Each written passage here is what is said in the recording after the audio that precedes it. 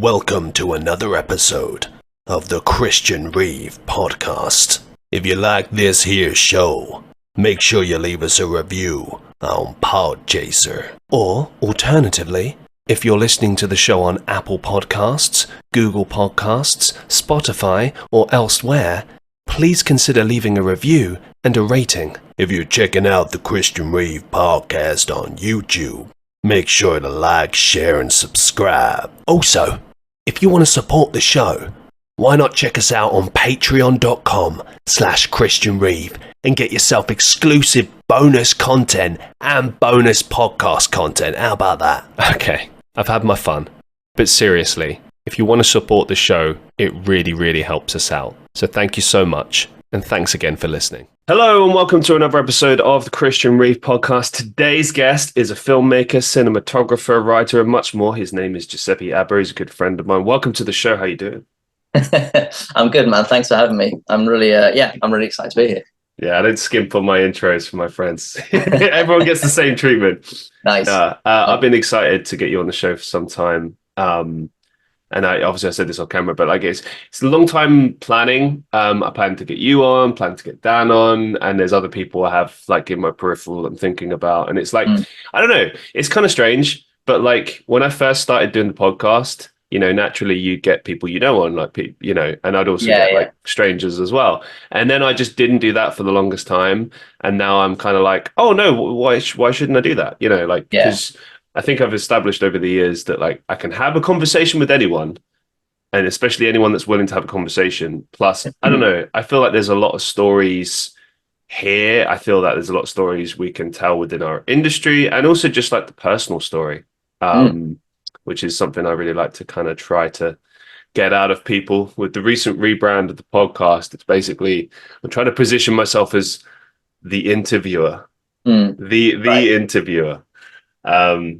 That's an attempt at branding. I don't know, because I've never really been able to figure out what the branding for this show is other than life stories, big discussions, and everything in between. So branding's hard. Branding's hard to get right. It takes a lot of trial and error, I think. Do you have like a particular way that you approached it with your company? Because obviously you were doing commercial cinematography and stuff like that for some time. So how long did you do that actually? So I did that. Well, I realized when I sat down, I've got the mug here. I've got our like company mug. There you go. Nice. So we had that company. Well, it's still running. My friend's still running it, but I did that for just over 5 years. But I guess I did that kind of work, commercial work like that for about 7 in total, because basically I left college when I was like just turned 19, I think, or 18, no 19. And when all my other friends went off to uni and did whatnot, you know, film or otherwise, I basically just didn't want to be in education anymore. So I kind of ummed and ahed, and I like didn't really know what to do for a few months, and then I went traveling for a bit, which helped. Which sounds really wanky. Like, I went traveling, there's like gap year, but like, it does, man. I think it does. They say travel broadens the mind, as they say. Yeah, it helped a lot. Then so basically I just got back to the UK. I was like, right, what do I do? I don't have a job, not at college anymore, and I just was like, well, I'm gonna give being self-employed a go and just see if that works. And so technically I did that for like a year while still living at my mum's house.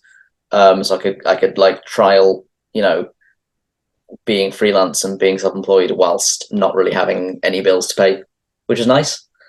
And then moved to Manchester, and then like later down the line set up the company. So that was a long way of saying I did it for about 6-7 years.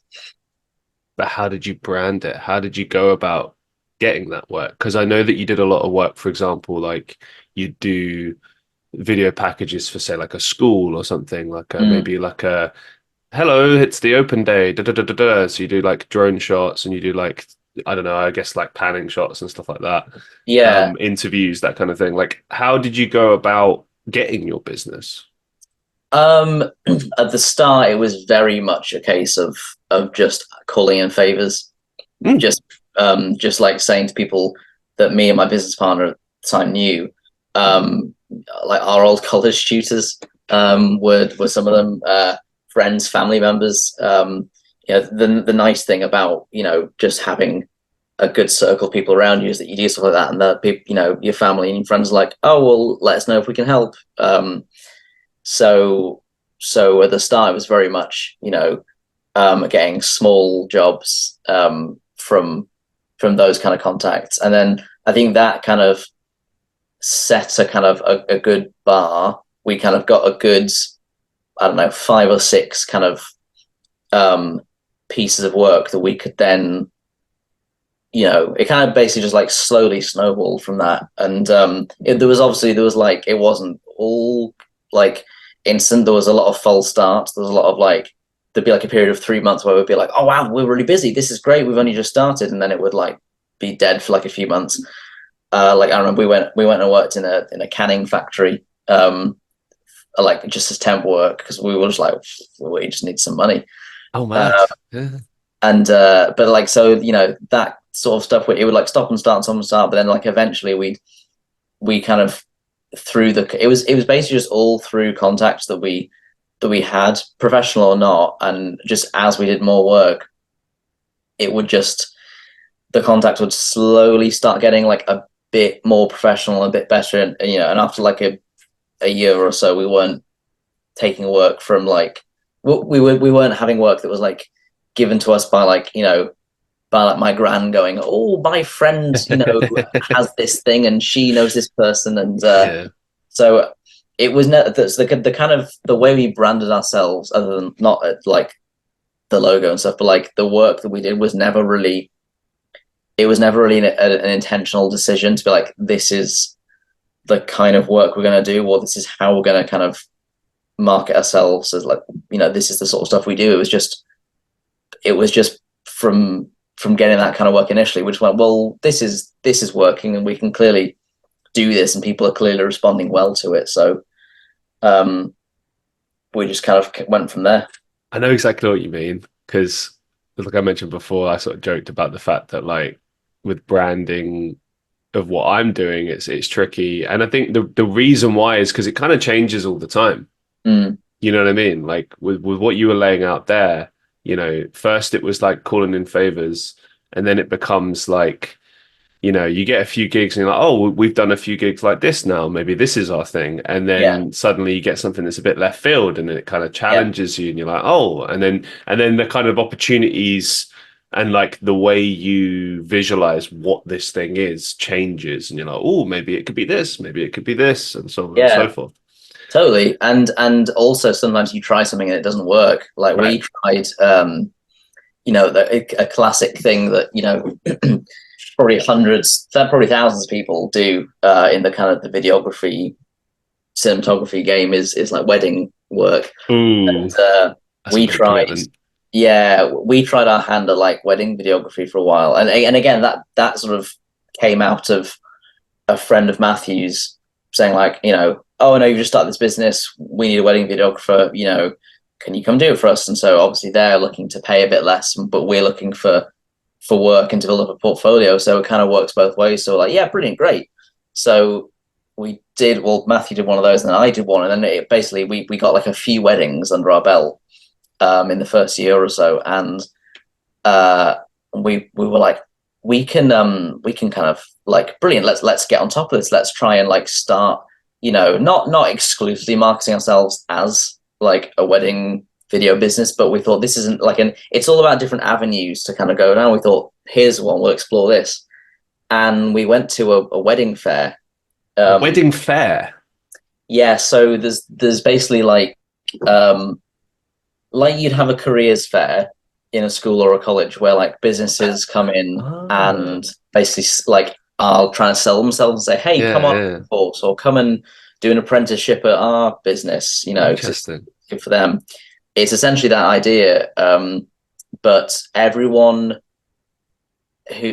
kind of side of every business side of a wedding will go to a wedding fair and try and sell their service. So caterers, um, Oh, of you know, course. Yeah, people yeah, who, yeah, I don't know what they're called, but like people who make the wedding dresses, yeah. Hmm. event organizers, and then people like us.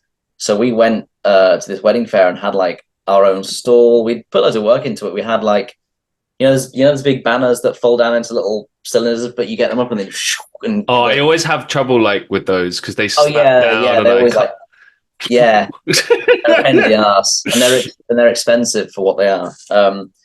We like we had two of those with our like branding, like with our like package deals on. We had like a laptop setup of like our previous work. That's it. Yeah. It looked pretty good actually. I've probably got photos somewhere. But we paid you pay a certain amount to be there with the view of making that back in however many commissions you get, and we got none uh, from that. And so I think we did like another couple of weddings later down the line Yeah. because they just sort of popped up. But we kind of fairly quickly like abandoned that, trying to like market ourselves to that audience. Yeah, I want to quiz this a little bit. I mean, did I hear that right before as well? You said that they paid a little bit less. I think the initial person Oh, okay, okay. Well, who like asked her, but more because of what I was talking about before, where you yeah, set up like someone's about to get married, they're looking for someone to film the wedding, but then they're like, oh well, my family friends just started this thing, so that right. like they can pay less than like a proper professional. Well, I guess the way I'm looking at it, 'cause I just want to quiz your brain about like shooting Yeah, weddings for a bit, because I just think this is fascinating from a work yeah, it's perspective. fun.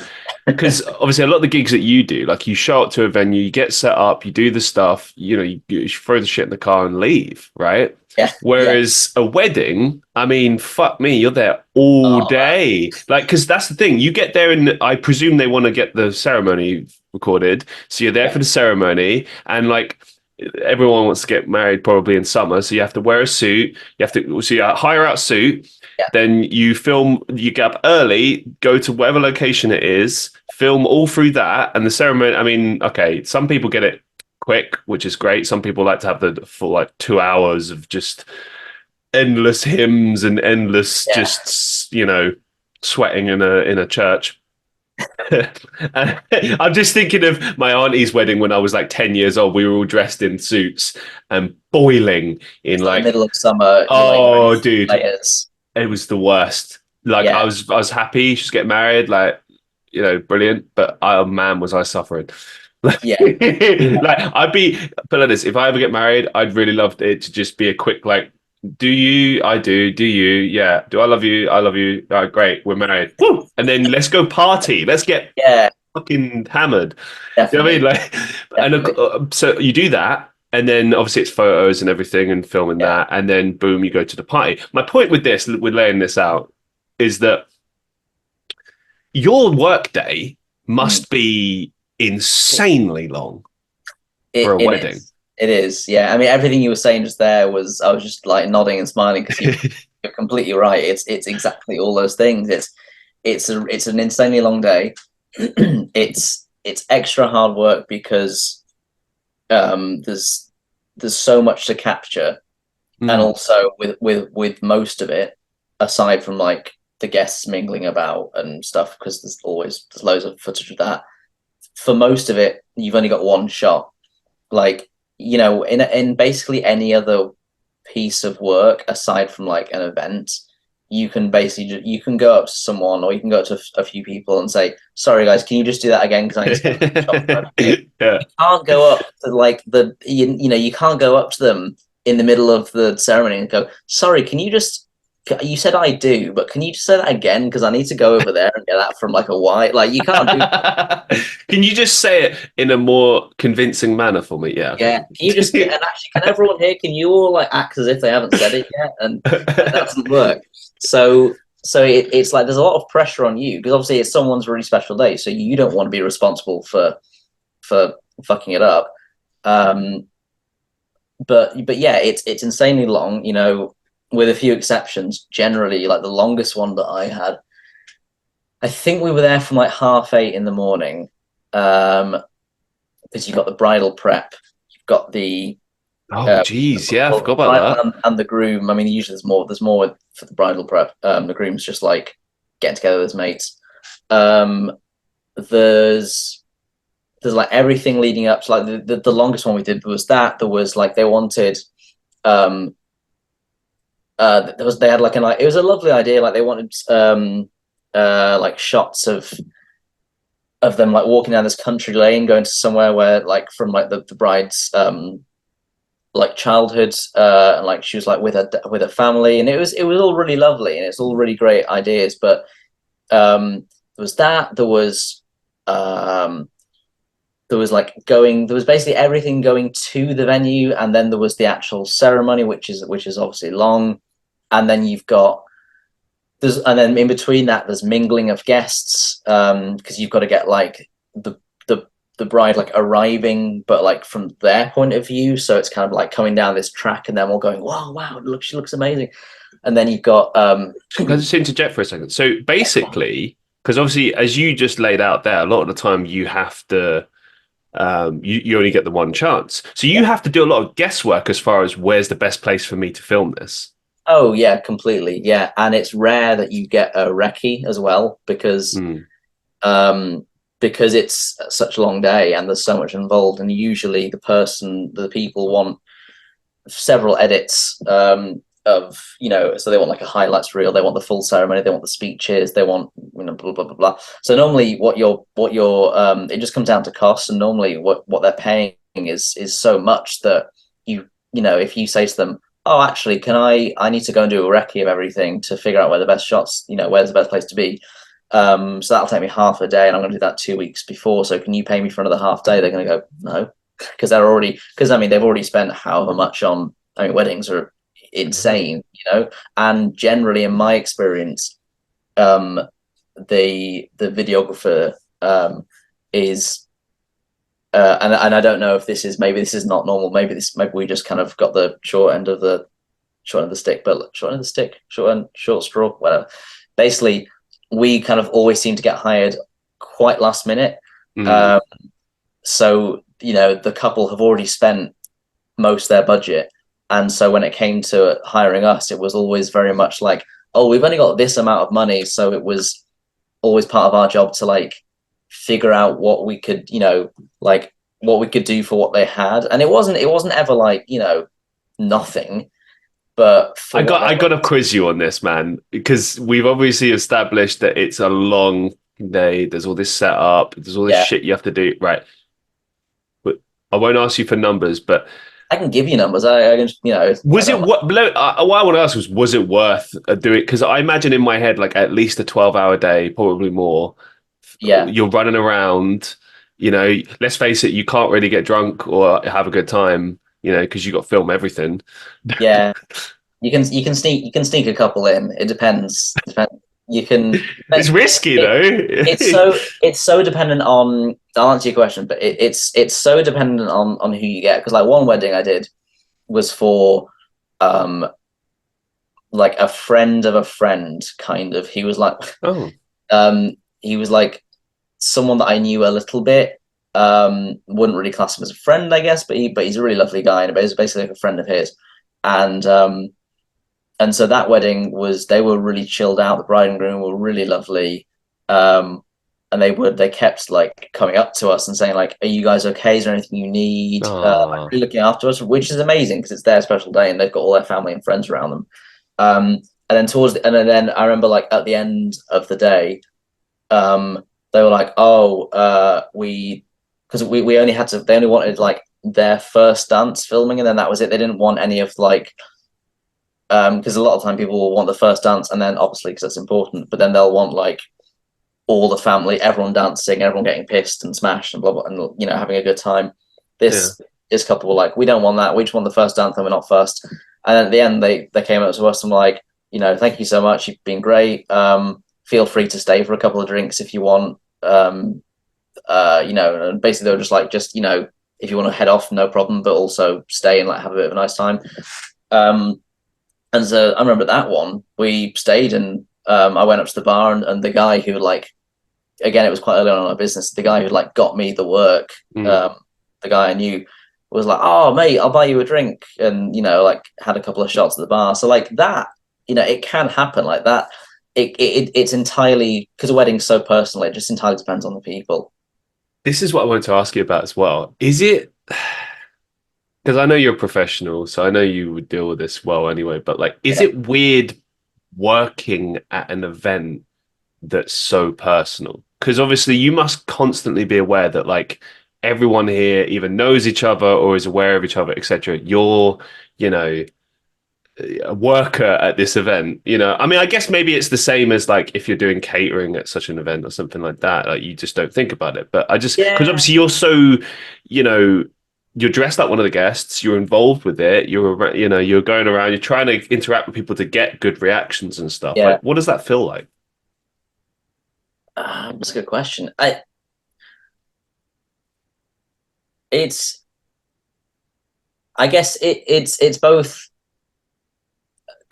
not too strange. It's not too dissimilar from other jobs. Mm, At the same time, like you said, that it is different because it's not too dissimilar because you're always the odd one out at any event you go to. You're always the one running around with the camera. You're always the one that people are kind of looking at and stopping and trying to get them to take shots. Trying to get you to take shots of them.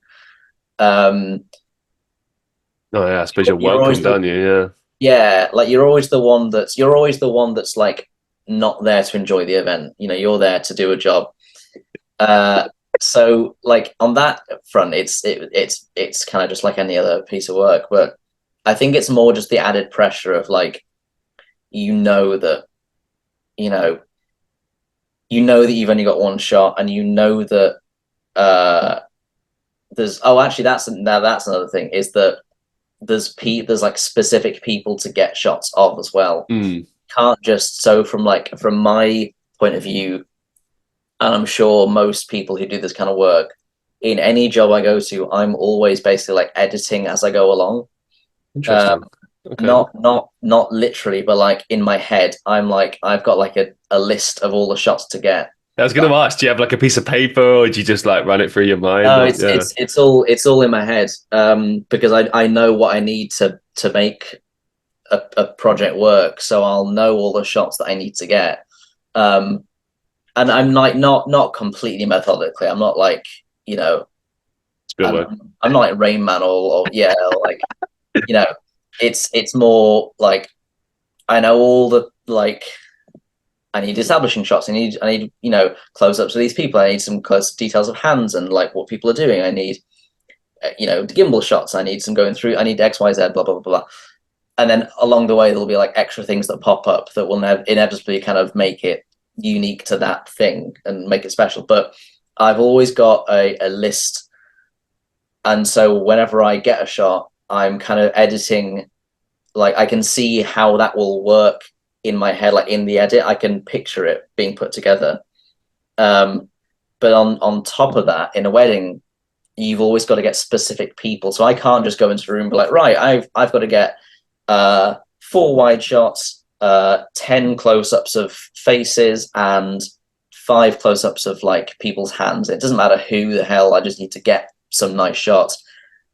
At a wedding, the couple have said, "Oh, you've got to make sure you get my aunt, my uncle, my mum, and my dad. Oh, and also, their cousins that are over there, and they've also got two little kids, and you've got to get them because they're really cute. And also my grandparents, because they've been waiting for me to get married for ages, and also, so there's like you've got another list, and then that's like a top priority because it's really important to like the individual person. It's not like you're trying to appease some big company. It's like, no, this specific person has asked me for this, and this is a film for these two people, so I've got to get it. Was there any times when you like really fucked up or missed some big stuff or anything just crazy that happened at the weddings that just kind of threw you off, maybe? Um, there's definitely a couple. I think there's one. I think there's one of the speeches at one wedding where, um, like, because you mic people up that are like important Oh, to get, yeah. but then you can't go and like interfere with their mics halfway through. And I think we it's one of those things we didn't realize until afterwards that one of like halfway through, I think it was like maybe the bride's dad or something. His like mic pack had died like halfway through the speeches, Oh. and we just didn't realize until the edit because they do the speeches, you're there for however long, filming from like the other side of the room, and then they give you the mics back and you put them in your pocket or in your bag, and then you go and film the next thing because you're constantly moving. There's never like, right, let's sit down for 10 minutes.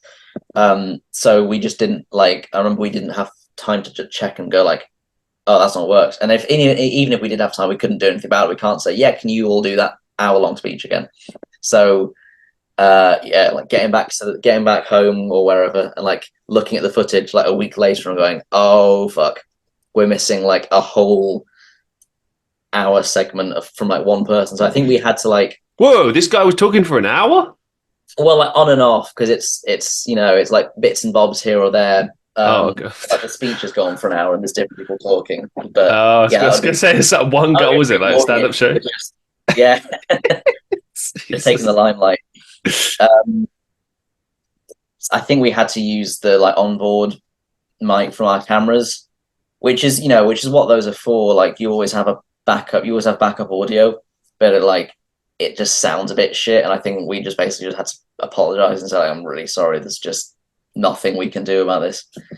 Uh, I mean, generally, I What think, one thing I want to touch on with regards to this question is like we established before, like how intimate the situation is and how often people are trying to get your attention, yeah, and like, oh, hey, film this. And like, they probably a lot of the time forget that you're there, right?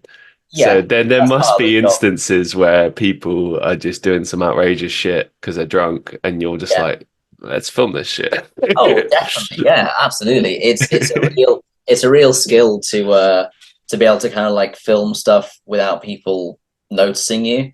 Cool bet. I mean, that's kind of that's one of the nice, like, it's one of the things about doing events is you kind of get this skill of being able to you've got to kind of be a fly on the wall and blend in, to the background quite a lot because, like you said, you do need to get shots of people without them realizing because as soon as most people, as soon as they realize there's the camera on them, they kind of, Mm, they're doing something crazy and then they see you and they're like, yeah. and you're like, fuck, no, don't know, like it was good. Um, but also like so you've got to be able to do that, but you've also got to be able to kind of get into the mix and kind of like you would, I guess, in like bar work, if or in like a restaurant where you've got to sometimes, even if you don't want to, you're not in the mood, kind of interact with drunk people and like be on their level, and be like, yeah, great, oh, whoa, yeah, and try and like egg them on because, Yeah, I was gonna say like you because you must be stone cold sober. You have to be pretty yeah, much, and yeah, then yeah, they're all like massively. That must be like kind of alarming at times. it's it's more it's more just tiring, honestly. Fair enough. It's not really, it's never really alarming because I think no one's ever really done anything stupid or Yeah. um yeah, no, it's more just like, I've got to be, you're like, everyone's getting pissed and having a party and it's a lovely event and you, more than anything, you want to, well, you want to go home, but also you're like, I want to join in, this is really fun. Yeah. uh and you're like, I've got to be here for another 3 hours. um so more than anything, it's just kind of a bit exhausting because everyone's like on another level and you're the only one that's not. And but you've still got to like maintain level of quality and get good work. So it's never really, yeah, it's always just tiring. I mean, I've done work in clubs as well. Like I've done club filming, and that's What is that's that like? that's scary when you've got equipment because that's How do you just film the people worst. clubbing? Like, I how does hate that work? it. Please do tell. You film it. It's interesting because you've got to be a bit of a dick at times, or you've got to be prepared to be a bit of a dick, I guess. How so? In the people are largely very pissed, Yeah. and I've had people come up to me and try and like, in any event, you get people coming up to you and being like, "Oh, mate, come and film this, take a picture of this," and you kind of got to go, "Yeah, all right," you do that for like 10 seconds and you go away. But in clubs, again, not everyone, but like some people can just be a bit more persistent and be like, do this, and you're like, no, sorry, I'm doing something else. Like you're in the middle of getting a shot, and they're like, no, do this, like try and get you to do something. You've got to turn around and be like, no, fuck off. Like Wow. I remember there was a guy I was filming in a club, and I think like every half an hour or so, these girls in like I was gonna say bikinis, not bikinis, but like Like almost like crop kind of old, tops or like. almost like old line dancing, like 1920s kind of line dancing Oh wow. Okay. Interesting. with like top hats and stuff. These girls would come out in these sparkly, whatever these things are called, what they call them, with like trays of tequila shots, Oh, right. and Yeah, the yeah. club would play the tequila song, da da da da da da da, and these girls would like walk around the club in like a line, and like people would just take these shots, and because it was always like absolutely rammed, and we had to get like different angles. They had this bar that was just like a rectangle. It was like an all like people could access it from all sides. So there's always like 7, 8 different bartenders at any one time, like serving people drinks. It was all a bit mad. Um, and so the only way to get these like some of the shots was like to climb on top of the bar. And we got permission from like the club, and the bartenders knew we were like going to do that. So I would just make sure I had like a clear spot, Yeah. and I wasn't getting in anyone's way. And I just like hop up onto the bar and stand above everyone, and, like get some cool shots. And I remember this one time, I like, I knew it was about to happen because the music started playing, and I was like, right, okay, about to get up onto the bar. And this guy would like next to me was like, oh mate, can you like do something or film something or whatever? And it's also really loud, so you're having to shout everything, and people can't hit. Like when you're like asking a bartender for a drink, and they're like, "What do you want?" And you have to go right into their ear, and like, I want blah blah blah. Yeah. So like it's just instantly more intense because of that. Hmm. And this guy like grabbed me and was like, can you film this? And I was like, no, sorry. And he asked me again, and I just went no, and like started climbing up onto the bar. And I had like one leg on, and I was like holding a camera in the other hand, Oh and he no. like grabbed me and like tried to like pull me back, and so I just had to just like hit him with the like not hard, but just like kind of like not thump him, but I just like pushed the camera into him and just like fuck off, and like went up onto the bar and then carried on. Wow. Because you just get people like that, and in that moment you kind of can't. I'm not saying you have to hit people and you have to yell abuse No, them. but I understand You got to from read the. the situation and kind of just like there's a certain way you can deal with it. And Well, I think the fundamental there is just that, like, what gives you the right to like just randomly start touching someone and grabbing yeah, someone? Do you yeah, know what I mean? Like in any given context, like yeah, it's just not okay. I mean, I understand, people are having a good time, they want to get you to film it and stuff, and that's partly your job. But then you also have to use your brain as well. Like you're quite clearly there for commercial purposes. If it was like a part, like, do you remember when you were at uni, right? And there would be people that would walk around and take photos, like do you know what I'm talking about? Like you're getting like oh, really messed like up and club like, photographers, like yeah, like yeah, that's a bit different. That's exactly what that's for. But I would have imagined you would have been dressed up quite nicely and you're doing your thing. And I guess quite clear that you're there to yeah, do like a commercial job and it's not yeah, like, oh, I'm here for your entertainment kind of thing. no, yeah. But even still, like I think that's, yeah, people, it's such a grey area because when people are drunk, they don't they see a camera and they kind of just think sure. like, oh cool, I want a photo of myself, even if it doesn't make any sense. Because I love it when people are like, oh, I'll take a photo, and then you click and they're like, yeah, cheers, and then they walk away and you're like, do you want to like, how are you going to see that? Like you don't have my details, I don't have yours, but they just want the photo taken. And Weird. sometimes, Yeah, that's sometimes weird. they'll be like, "Oh, can I have a photo?" And I'll go, "No, I'm doing video." And they go, "Photo," and then even though I'm recording, I just sort of hold up the camera for a few seconds, like video. Just pretend. Cool, yeah, got it. And they're like, "Hey," and they walk away. Yeah, Oh my god. club work's difficult. It's intense, it's tough, it's again, it's long, it's loud, it's you're the only one that's sober. Was it always events like that where you had to kind of give an idea of a flavor of like this is what this experience would be, or was there anything Basically. else? Okay. With that kind of work, no, it's always just like, we Yeah. want to show off the clubs, like we want to show off, what a night out, at our place is like, Mhm. it's just about selling their services and their venue. But it's weird work. Yeah. Any outrageous behavior that you came across? It's a club. If there wasn't going to be at the wedding, there must be some outrageous stuff at a club. Yeah, I mean the guy trying to pull me off the bar was definitely a standout. There The was highlight. Yeah, there was one. Oh, there's this one really weird club. Um, and I think I can mention them by name because they got shut down a few years ago. But I mean, regardless, basically it was this club. It was this place called Toy Box, and their whole thing was basically, yeah, it's weird. The club's whole thing was basically like like it sounds so weird to say out loud. What Like, before you say anything, I feel like this can go either one or two ways. Either yeah, one, it's a place that has lots of like actual toys, like like playpens and shit for okay, interesting. adults, Yeah. or it's somewhere that has a lot of mature adult stuff.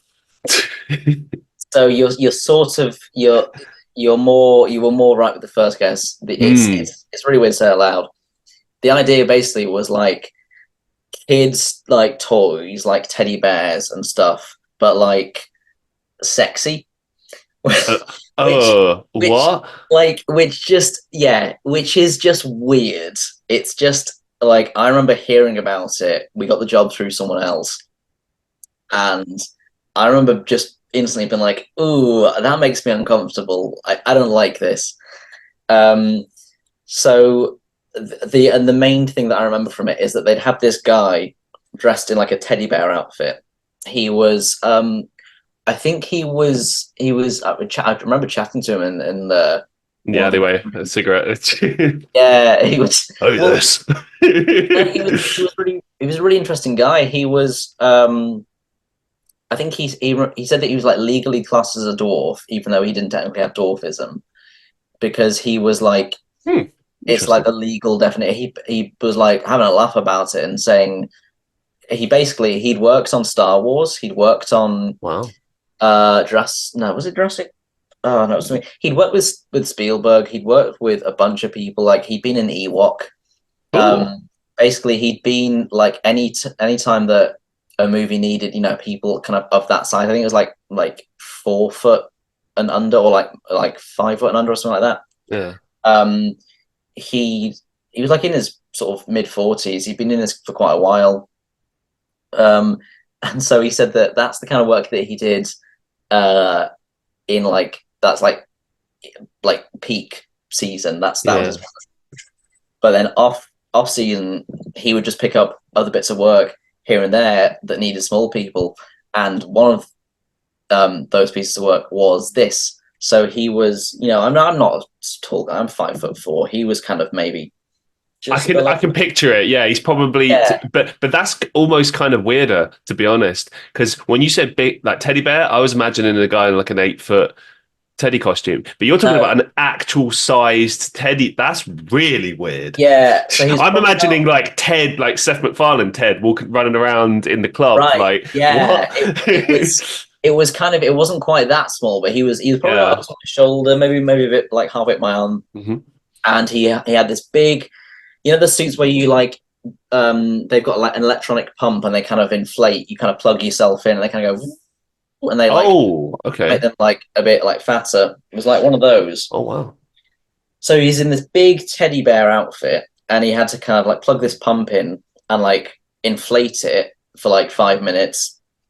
Um, so he was like round like a kind of classic teddy bear, and they had this massive head that he'd like put on, and then he'd kind of we'd have to because he was like any kind of big costume that you hear about from like a movie. He only had like very very partial vision in it, so he he already couldn't see very well, and he was in a club which is there's got flashing lights and it's dark. So we would have to Jesus. like guide him out of the screen room, and he basically had a circuit. He had like a set path to go around the club. And basically, his job was to just go and like go out as his teddy bear and just dance. And of course, drunk people turn around and see a life size, well, a 4 foot teddy bear dance, and they're like, "What the fuck?"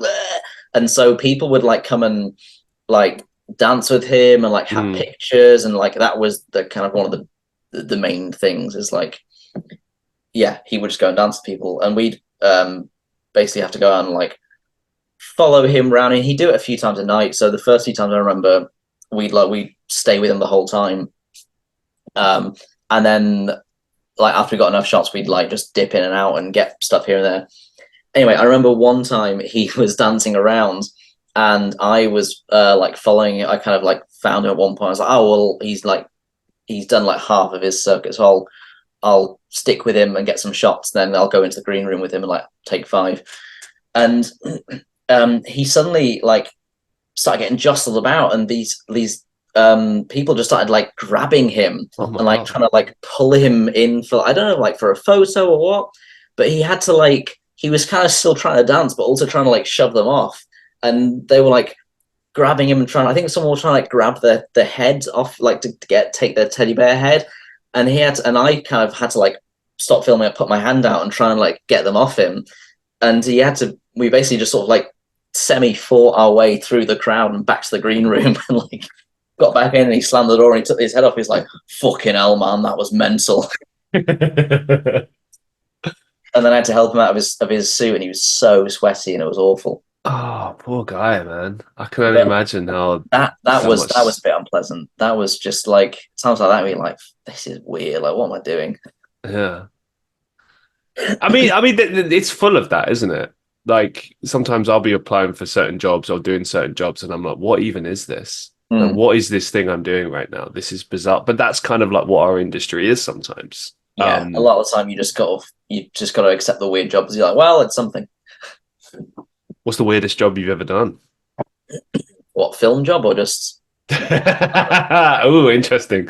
Let's keep it with filming for the second, and then we'll come back to Um, I mean, honestly, that's pretty up there. The Toy Box Club was that. it was very weird. Like the teddy bear, the whole kind of weird sexual adult take on like children's toys was Yeah, I just think that's bizarre. The only thing I thought was a semi good idea, but actually in practicality was a terrible idea. Was remember like when I said before, like oh, like an adult playpen type thing. I think they thought. yeah, Man, I remember years ago thinking, oh, that's genius, like a ball pit and yeah, like all the things you used to run through like Sharkies when we were kids. Like oh, that's great.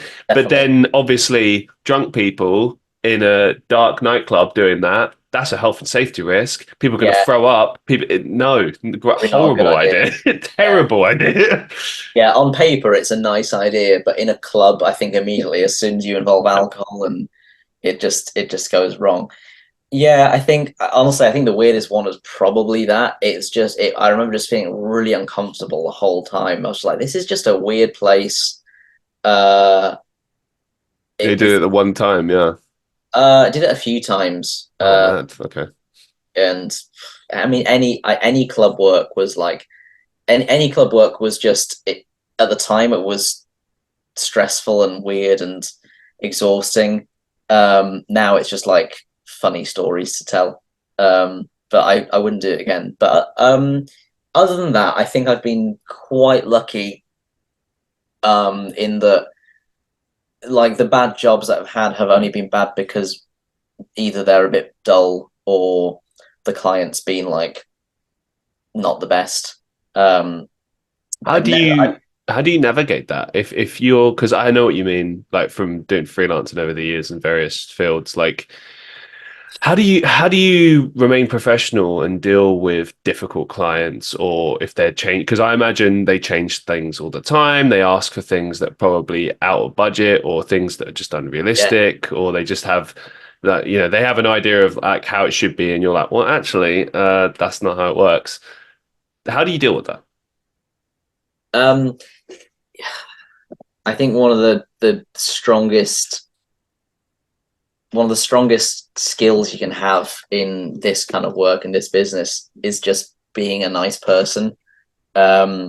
Which, and it sounds so obvious, but you do run into a lot of dickheads, either clients or more usually other videographers, other filmmakers. Oh, you mean Uh, clashing with other people? yeah, not so much like on a job, but like just kind of in the general, in this world, in this kind of sphere, you do just run. I mean, you run into dickheads in any industry. Sure. But I think this kind of work is.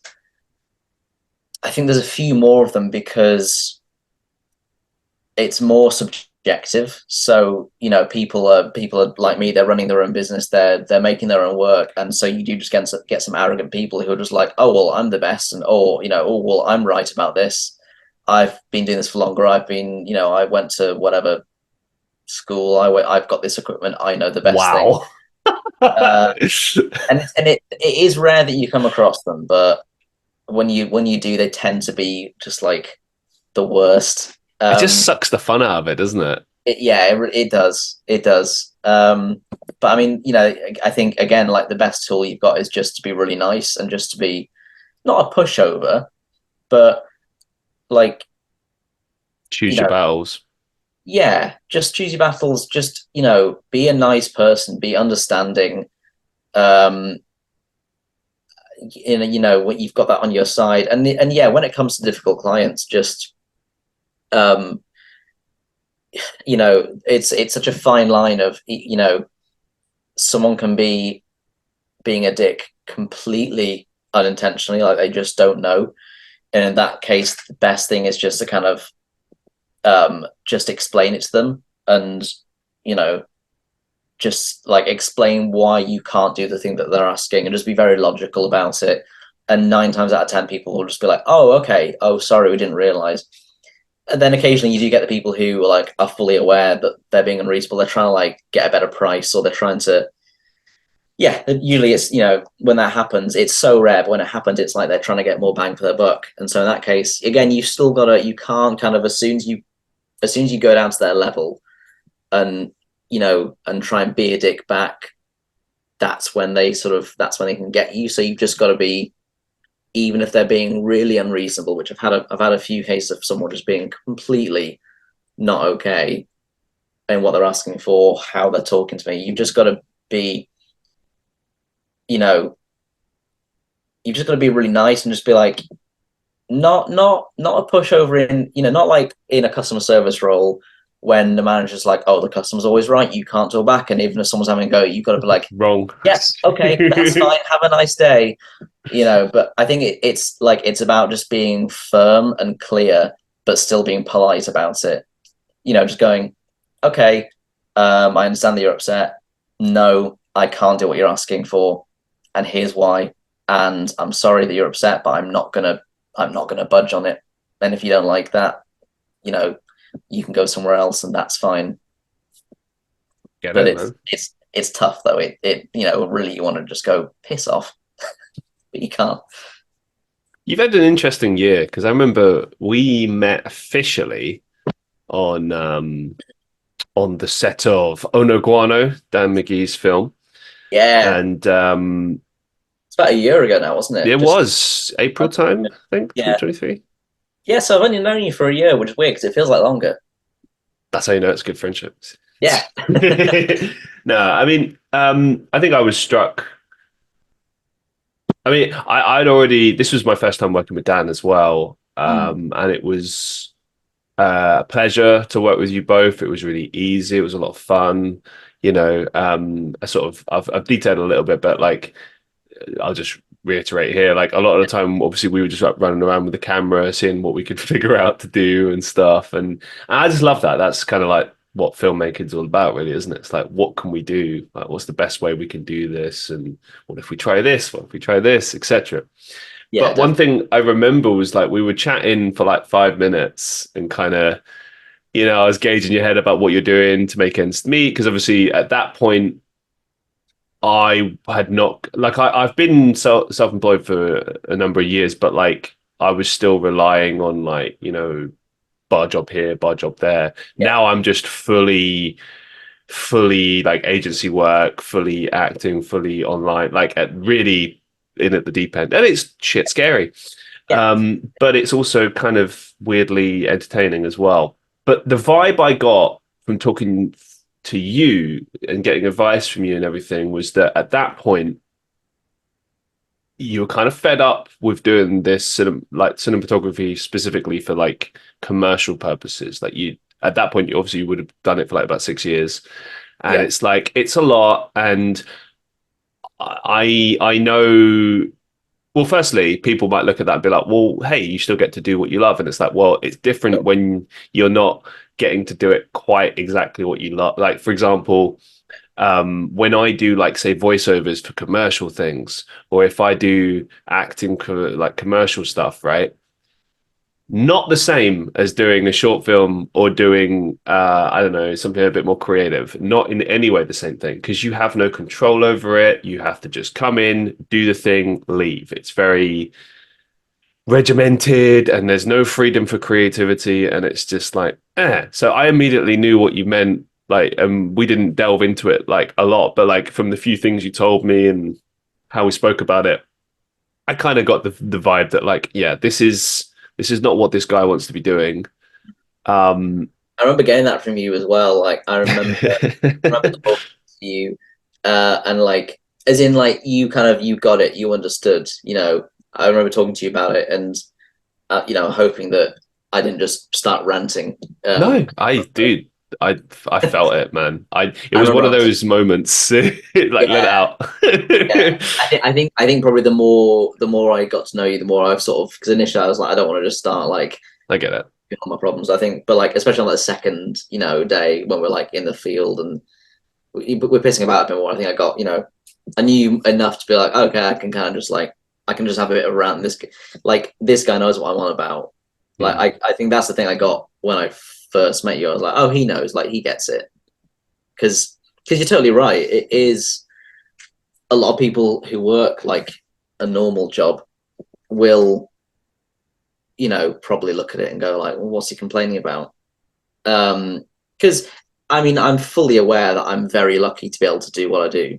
Mhm. Like I've spent the last, 5.5 years running my own business and making films and video work full time.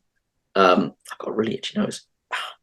Um, and that I'm very fortunate to be able to do that because a lot of people wouldn't. And it's not completely luck. It's a lot of hard work. It's like Mhm. a fuck ton of work. And stress and like time. Um, but I'm still very lucky to be able to do it. Like I could have been working, you know, I could have been doing any job. I could have been working my ass off in a supermarket for the last 5 years, or I could have been. I used to work at Ofsted in an office. I could have still been doing that. I'm very lucky to be doing what I do, but also because of that, I'm not just kind of go, well, I'm lucky to be doing this at all. So I'm just gonna stick with it even if I'm unhappy. Like I'm a big believer. I've always been a big believer in not just doing something.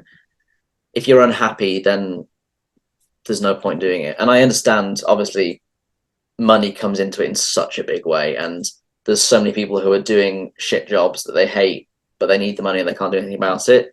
But you know, I think if you can do something about it, there's no point sticking at a job that you just hate because there's just not. It's just there's just no point being miserable for however long. So yeah, I've like when we met, I was kind of in that place of going like, I'm happy to be doing what I do. I'm lucky, but also it's not exactly what I want to do, so I'm trying to change it. Why don't we talk about that? What's the dream, Giuseppe? What are you trying to do? I mean, the ultimate dream Yeah. is is to be uh, is to be directing and shooting features. Like that's always been since I was like I don't know, 12, 13. That's been my big goal. If I think the way I've been looking at it for the last few years is if I could be in a place like, okay, like basically in the place that like Edgar Wright was in, well, and probably still is. But like, the Cornetto trilogy, like Hot Hmm. Fuzz, that kind of era. If I could be paid, not even, I don't care about being famous. I don't care about being a millionaire. Like if I could just be paid an amount that I could live comfortably and have a nice life, um, to do that, to like make a great film, make a fun film like that. That's the dream. I'd love to maybe. I mean, yeah, I'd love to like write it because I really enjoy writing. Write, shoot, direct. Maybe that's a lot. I don't know if I'm a bit of a control freak in that No, regard, but it's like, normal. There's plenty of people that do that. First yeah, name that Tarantino. pops. Yeah, Ricky Gervais does that as well. Yeah, He fucking stars in it as well. I was You know saying what I mean? it's what I used to do. Yeah, I I thought I'd get these because I just thought it was funny. I don't know, because I don't know if I've shown you these and shit. that's So that's it. what I used to do when I was 13. When I like started making films, I would like write, shoot, direct, star, and I'd edit. Um, and so I do like, so this. So I'll finish what I was saying. So I mean, basically, yeah, that's the dream, is to be doing that. It's just making fun films, um, and making enough money from it to live off, and that's what I like. It's kind of what I started doing. Like so I got this. So I used to make films with my friends, like put them all on DVD. Oh, cool. Yeah. So this is the I think I made this in 2011. Uh, Oh man, look at that. James that's, Blonde. yeah, that's Goldfinger. I me. love that. That's when I used to star in them as well. So Amazing. I've got tons of these. I've got like a whole. I mean, I've got Wow. in the other room. This is just like I Oh had my these God, we out. have to get drunk sometime and watch them all, please. That would be Sure. amazing. Honestly, yeah, that'd be quite fun. Fuck They're yeah, terrible. we're doing that. We're doing that. But like I think that's kind of what I would want to be doing, is like, like James Blonde. There's three James Blondes. There's There's a zombie trilogy. films. There's a trilogy.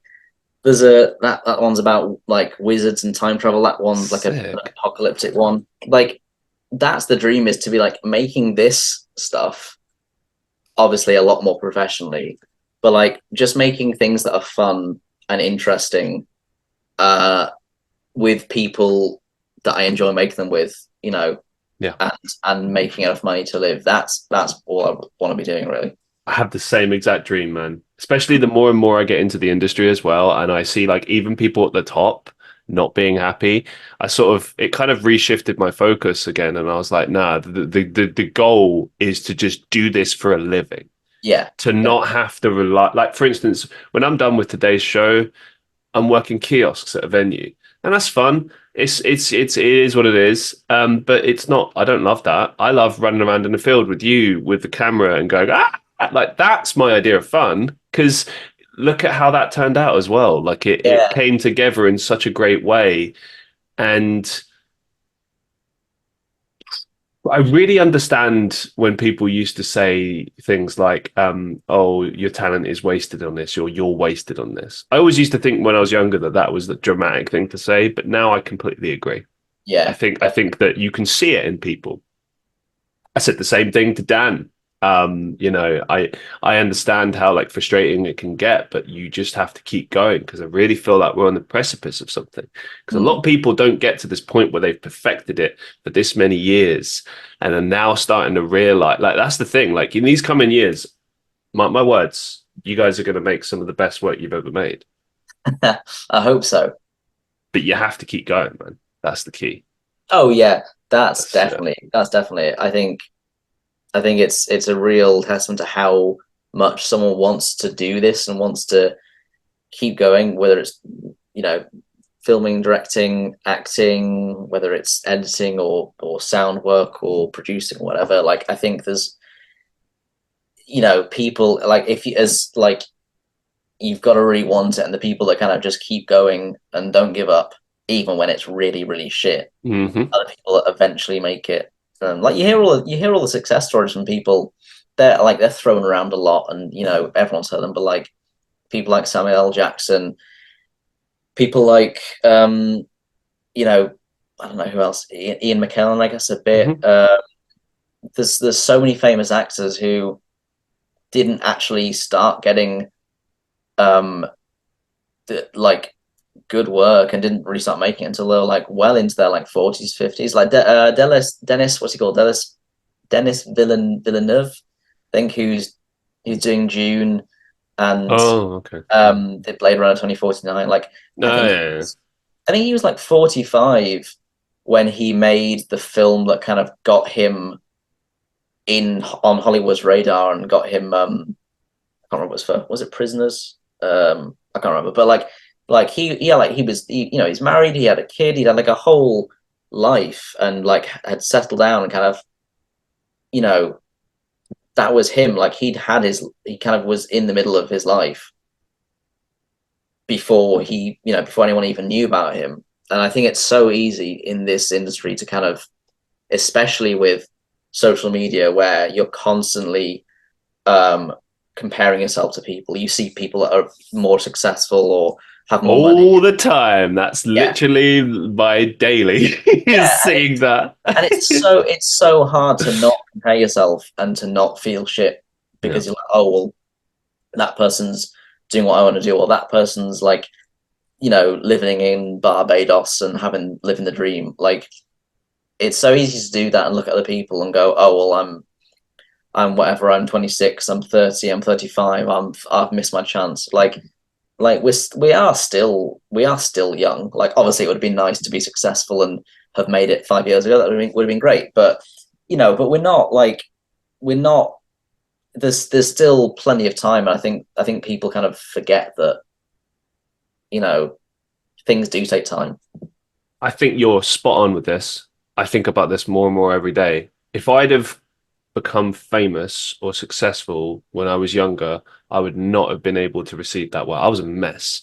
And that's Mm, just me, but I honestly think that it's better that it comes, if it is going to come, at a time when you're ready to receive it, when you're more mature, when you've kind of, you know, like I think it's pretty well established that like we're not in this to get like famous or whatever or have loads of money. Like that's never been the end goal.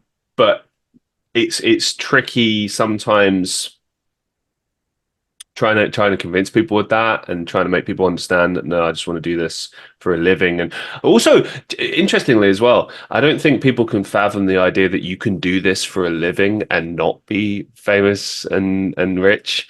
right. There's plenty of people I know that do this. Other people I've had on the show as well that have had a whole career Mm, out of this, never have to work a day in anything they don't want to do. yeah. And it's kind of like stuns people. But if you think about it, it's not really that crazy. Think about how many movies, TV shows, series, shorts every year get made by Mm, just people. Like that's the yeah. thing. You don't need like the only reason that people pay attention to the big stuff is obviously that's got the most marketing and money behind it. Yeah. But it's no different to like music. Like most of the music I listen to, you'd never heard of it. And No. that's not a flex. That's not me going like, oh, it's so underground, it's so cool. It's No. just, I get what you're but saying. do you know what I mean? I just prefer it to like whatever they're putting out in the charts. And to be honest, films are a lot like that. Like you can find some really incredible shit just by random filmmakers. Like remember that film that we saw together at that film festival? Well, all of them, they were all good, but there was that one particular one that had a little bit more budget. They said it was a short film. It was like 40 minutes long. That's pushing it. But it was a really good premise. And yeah, there was like, little things there, like some questionable acting here and there and some other things. But do you know what? The premise was really good. It was gripping. And most importantly, it was entertaining. Yeah. And That's the key. that's the thing, I look at stuff like that and I'm like, right, well, any of us can do this then, you Yeah. know? Completely. Definitely. Yeah. It's a good point. Not everyone who like the majority of people who do this aren't famous. Like you only hear Hmm. about the small few that are because they're the ones that people pay the most attention to. But yeah, it's not. You don't have to be famous to be successful. There's plenty of people who aren't. There's plenty of people who are very comfortably living, and they're probably like well known in some circles, but like not a household name. I was little side tangent. I was in India for Oh, yes. my partner's brother's wedding in November, and that was it was great. It was amazing. It was a brilliant experience. But the reason I'm mentioning it is because um, we got stopped so often um, because we were white.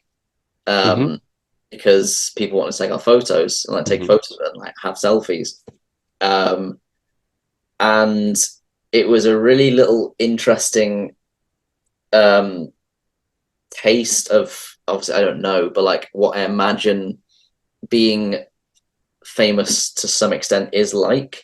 Hmm. In that you'd just be walking down the street, you'd just be in the middle of a conversation, you'd be going about your everyday, and like suddenly someone would just like appear and be like, "Selfie, can I have a selfie?" And you're like, sure, yeah." And like, there's a couple of times where we were like a bit stressed and we were like on our way to somewhere, and someone's like, "Photo, photo," and like trying to put their arm around us. So we're like, "Oh, cry, yeah, okay, great." And it was really weird. Yeah. It was funny. It was lovely. But it was really funny. I was saying to Emma afterwards that like that's what it's like being famous. I'm sure obviously I don't know, but like I just remember saying to her like if that's a little bit what it's like, I don't think I want to be Mm. famous. I don't think I want to be a celebrity ever because that's like imagine that, but like times 10 people doing that all the time and like I don't want that. I want to be able to just live my life. You know what I reckon? I reckon there's like a level that's perfect. Mm, Like you don't want here it is, right? You don't want to be like Will Smith famous or like no, Brad Pitt famous because then everywhere you go, anywhere in the world, people recognize you, right? yeah, I think it's better to be like famous in particular places, particular areas. Like imagine if, for example, you were famous and successful in England, but then nowhere else, you yeah, know? sure, Or the flip reverse, actually, it might be better to like, like you go to the States, they love you, you come back, no one cares. Great. yeah. Perfect. Basically, wherever you don't live, you're famous. But the place that you live in, you're not. That's the thing. Like I always say about me, like surprisingly, right? I am actually an introvert. So it might Mm, be hard to believe, but I am. I had to sure, train myself to be an extrovert. sure. I still am in so much as like I'm very comfortable in my own like space. Love that. Yeah, yeah, And you know, like I think it's a bit different when you're with your partner or something like that. That kind yeah. of feels like the same thing. Sort of. I don't know. But Sure. then aside from that, it's like I'm not really that fussed in a group for that. If there's a room, like I'm quite happy on my own. Mm, Um, when I do like creative stuff, my ideal would be like I come on the stage, everyone in the room is paying attention to me, right, for that 10 minutes. And yeah. then as soon as I come off the stage, no one cares. That would be Right. perfect, but Okay. that's Yeah. not how it works. In an Yeah, ideal world, yeah. yeah. In an No, ideal world. I no, I agree with you. I think that would be good. I think in like in certain circles, that's what I'd like. So like, Hmm. um, I don't know if you know Alex Honnold, the climber who did El Capitan. There was a documentary about him. It's called Free Solo. I've seen Um, it. Pretty good. It's worth watching. Netflix. Disney Plus, I think. I just got Netflix. Damn it. um, but like basically, he's like a really famous climber, um, and he's never like done it for the fame. He's just like he's a really famous climber, but he's always just like loved climbing, and he's really well known now. But he didn't get well known until he was in his like late 30s, early 40s. Hmm. Um, and yeah, I think he was maybe like 35, 6 before he kind of got well known. And it's funny because in a lot of when you talk to people in the climbing world and the climbing circles, he's like a household name. Alex Honnold, oh yeah, I know him. But then as soon as you talk to anyone who's not in those very specific niche circles, like you don't know who like no one knows. I think that would be a really nice level, is that in particular circles, Yes. people know you and people know your work and people want to talk to you, but those circles are quite specific and unique. And so that in that, those circles make up like 5% of the world, and so in every other circle for everyone else, no one gives a shit who you are. That would be great. It's brilliant though, isn't it? Like when I was at that football club the other day, there was a famous footballer there, and I sort of recognized him from like years ago. I don't follow football at all, but I just was like, yeah, right. So I was like, oh, okay. And I just kept going. Like he was there with his like daughter or something, and they sat down, and I sort of came over to them nonchalant, like, "Hey, can I get you guys anything?" They're like, "No," and they're like, "Okay, cool." But like three other people had gone to see them, right, because of who they Right? were, Yeah. and then there were people like, "Oh, do you know who that is? Oh, I used to play for," da, da, da, da, da. And I was like, Right. "Oh, is it? Okay, yeah, I sort of recognize it." And then another person came up to me, and she was like, "Oh, are you into football? Do you follow football?" I'm like, "Nope." And she just started laughing. I was like, "Yep, I just not my world." Like, nothing against Yeah. it, but just Oh, no, not no, my thing. I'm the But same. I love that. Or like, for instance, because that's the thing. People like everyone was like tripping over themselves to go over to this guy, and I'm thinking, and I thought about this a lot more because I've started meeting famous people more regularly through doing this, right? And sorry to break it down for you guys, but they are just people. Yeah, totally. Sometimes you meet your heroes and it's cool. I met my hero John Bailey, the voice actor. He was on my podcast recently, and that was awesome. Really nice guy. But I was a bit anxious because most of my experiences meeting people that are heroes hasn't gone well. So Mm. that was a nice surprise. Sometimes I think people who stay grounded and stay human tend Yeah. to be like nicer than other people. Oh, Uh, completely. not so much. Oh, they just, I guess they get, okay. This is what I imagine being famous is like, right? I get I'm sure you do too, right? When a bunch of people give you compliments at once, like Mm. it's nice to get a few, but when you get like a ton, it's like, oh, okay, thank you. And but it I've gets, got but to do with this now. I yeah, don't it's know. awkward, isn't it? It's Yeah, like because you start thinking like I'm not that great. I mean, yeah, I'm good at this thing, I guess. I worked at yeah. it, but like I'm not nothing special.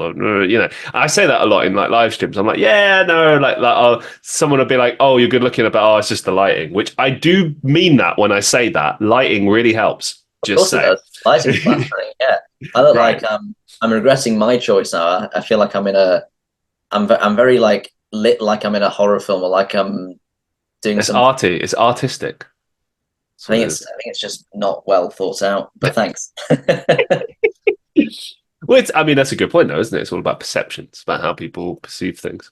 That's true. Yeah. But and to speak to that, I mean, the amount of people that I see just like completely change when someone enters a room. They're like, "Do you know who that is? Oh my god!" Da, da, da, da, da, da. And then you meet the person, and they're like, "Oh, do you know where the coffee is?" And I'm like, "Yeah, it's just Yeah. over there." Like, cool. Oh, what are you doing? Oh, I'm doing this. Oh, you doing that? Oh, nice to meet you, man. How's it going? Da, da, da, da, da. That's it. Yeah.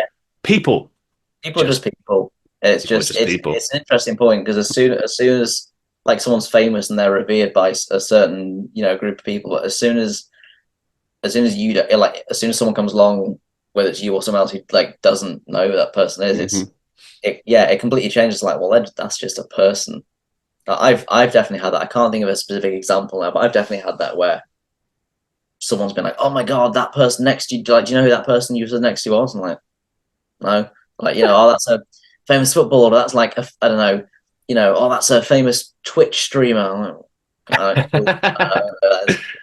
I think what people forget though a lot of the time with this stuff is, yeah, A, it's still a person, and B, um, like that person in that scenario, like whatever, they're just having dinner or they're just like, Yeah, I don't know, like it's even if you would talk to like the amount of times I've spoken to someone or seen someone and I can tell they've had like that thing said to them. Like, I'll give you an example.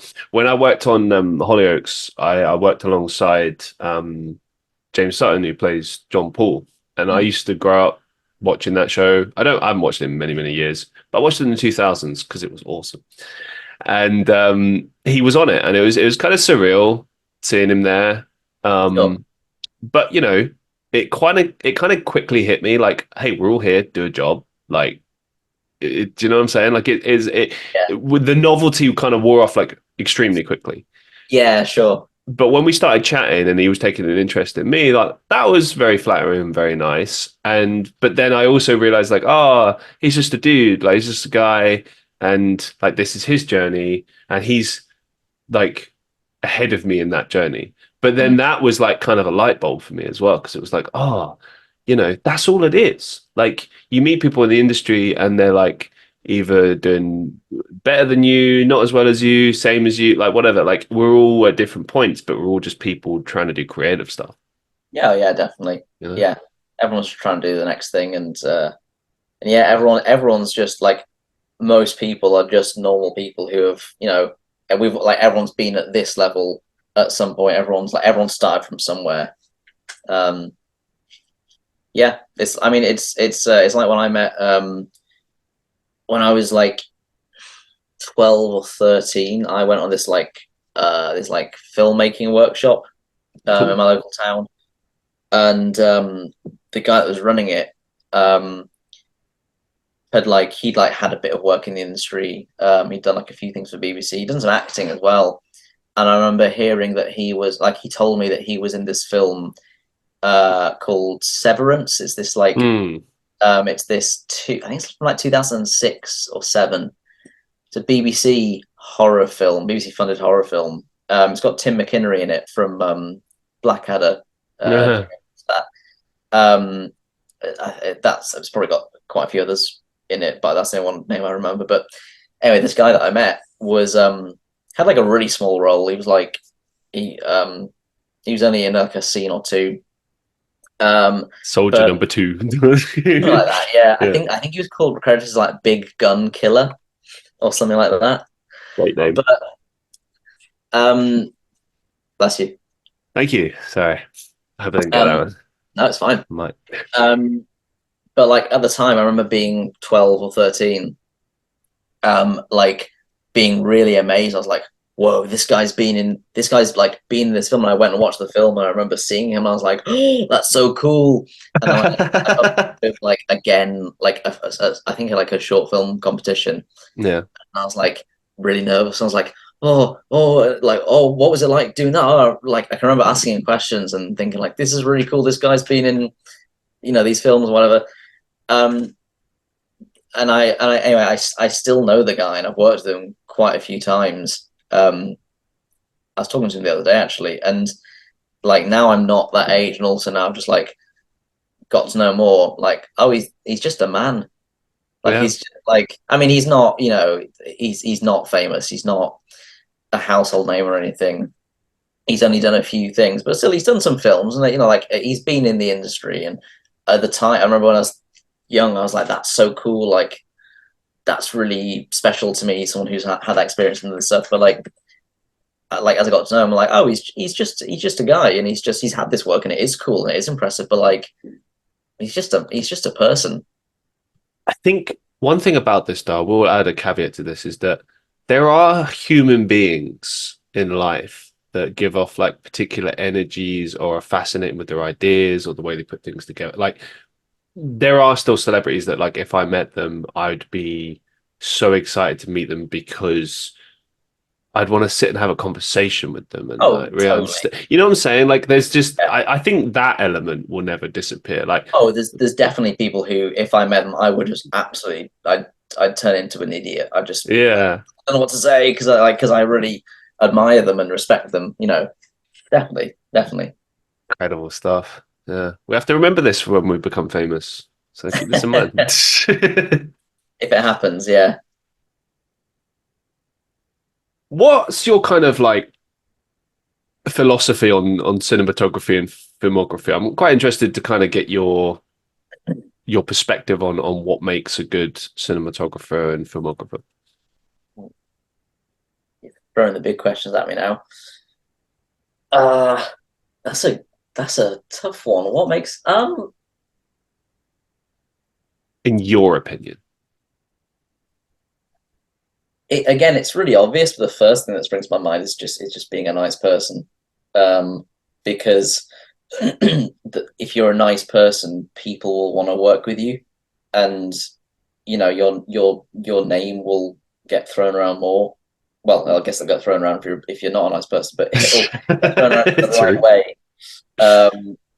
That, in my opinion, has in my experience, has so far been that's the thing that's got me. I think a lot of my work is people recommending me and my company and word of mouth. I always just like to pretend that no one ever talks about me. I just assume that people don't. Or Mm. if I, you know what I mean? Like, I don't like to think about that. Oh, no, Like, I don't assume people do, but from what I know of like how I've got certain pieces of work, yeah, for someone sure. said, "Oh, someone recommended you because of blah blah blah." And, like I've had a few like testimonials from people, Hmm. and that kind of has been one of the standout things. I think not. I sound like I'm blowing my own trumpet. No, no, no. Hey, listen, you're spot on with this. I think like a big part of it is, can I work with this person? Mm, Like whenever I work with people and it was brilliant, I keep their names in mind and I recommend them. Like I recommend you, I recommend Dan, I recommend like everybody all the time. yeah. Well, Whenever exactly. there's an opportunity, I'm like, yeah, oh, you need a good cinematographer. I know just the guy. Yeah, yeah. And Well, thank you. That's very nice of you. I mean, that's exactly it. I mean, that's exactly um like you mentioned, Dan. That's a great point. Mhm. I met him from literally just seeing a post on Facebook.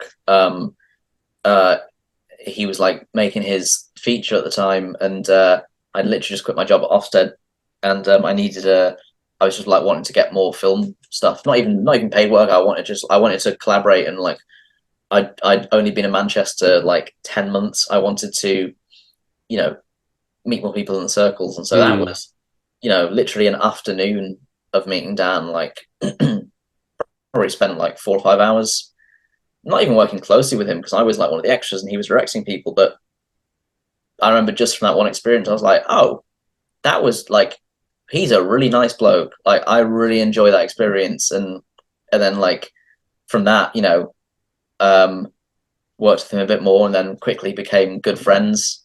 Um, and to the point where we just go and hang out together and like, but like I remember that really sticking in my head. Like an afternoon of working with after like literally one afternoon of working with him, I was like, oh, that was a really nice experience. What a nice guy. I'd like happily work with him again, and This that is the goes a thing, long isn't way. it? It really does. Especially, I think, because I remember Dan saying this as well. Like, there's something to do with like when you recognize someone's talents, certain things that they're really, really good at, or like maybe even just like their attitude, stuff like that. It's like, oh, well, if I have this project, I'm going to need this, this, this. Oh, these people definitely fit that because I remember when we worked on this thing. Da, da, da, da, da, da. Yeah, It's like that's what always kind of sticks out in my mind. And obviously, me, I get ideas for things, and I'll throw ideas out there like, we should try this, we should try this, we should try this. And yeah, like, I don't know, I think this, I will always keep pushing them, no matter how frustrating it might be. But thanks. I think it's worth it. And I think also you get the best out of each other because uh, you know there's a lot of instances where you walk on set, you do something like that, and maybe not everyone's into it. Maybe some people see it more as a job, fair enough, or maybe they're just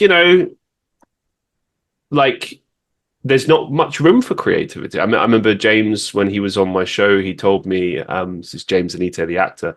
He said he'd worked on a project where it was very kind of you come in, you do the lines, you leave kind of thing. Right. And he was like, wanted to kind of explore a little bit. And the director was like, no, no, no, I don't want it like this. I want it exactly like this. And like that, I know for me, that would be very frustrating. Like, because Yeah, I don't want to come in and like change someone's vision. I want to put sort of a stamp on it as far as like, I want to have the freedom to suggest ideas and be like, okay, yeah. what if we would try this? What about this? Da, da, da, da, da, and I don't want to be shut down immediately. No, But at the same time, like I'm not going to be like, I'm not doing this, like just because you did something that, because it's still someone else's vision. Right? I get that. yeah. It's a fine line, isn't it, between Mm. like you don't want to stand on someone's toes, you like you want to be respectful of what they've come up with and what they've hired you to do, but also you're not just like you're not a talking prop. You're not just there to like you know they can't just kind of push a button, you do what they want, and then you go. You've got to like you've got to be able to like it's. I think even just knowing to have the freedom to suggest things, even if the director then goes, no, sorry, thanks for asking, but that's not really what I'm looking for. There's, I think having like knowing that it's okay to try to like suggest things. It's yeah, I think that sort of stuff. It's always a fine line. Just going back to kind of your thoughts on cinematography for a second, because obviously Yeah, nobody else is doing that. you spoke more about like the type of person you are. I get that, but I want to kind of like understand a bit more about how you view, you know, things on like a shot by shot basis, whether it's the setup of things Okay. or shooting things in a particular way. Like, because Mm, one thing that I really like is how you shoot things, like your choice of like the visuals and stuff like that. Like, I've only really seen two productions you've done that I've been a part of, yeah, so I want to see more, and I will. it would definitely, yeah, definitely will Yeah, happen. but with Ono Guano and Choc Chips, the recent short films we did, like I noticed that there was a somewhat of a. I mean, maybe it's just because they're comedy films, so there's that kind of carrying over element. But there was also just like the way it was shot felt like it had your stamp on it. It had that kind of, it's the same person filming it. Okay, yeah. So, yeah, tell me kind of like your, let's say your process, your setup, your kind of view of how things should be from the cinematography perspective. Um, I mean, I think I was talking to someone about this the other day.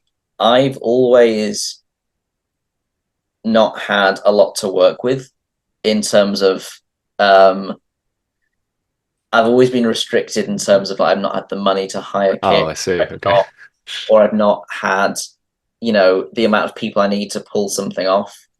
So I think I've got very used to making a lot out of a little.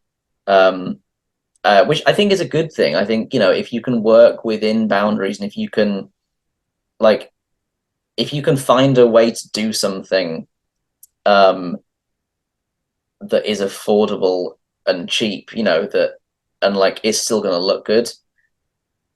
I think it's a skill. It's like if you can make a lot happen out of a little, then you get used to being able to kind of it's frugal, and then when it comes to having either more money or better kit or more people around you, even just like a few more people to delegate jobs, then I think then you've had experience working with less, so that then when it comes to working with more, you know you you got more at your disposal. You can make more out of that.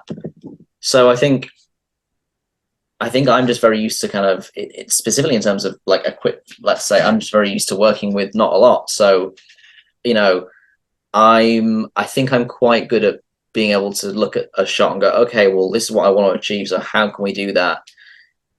With three lights and a bit of tape. Um, yeah, I mean, in terms of how I shoot things, I guess I probably because of that, I think I rely a lot on um I think I rely a lot on like natural light. I mean I like it. I really like the look of things that are shot with natural light. Mm. Um so I try and incorporate that a lot.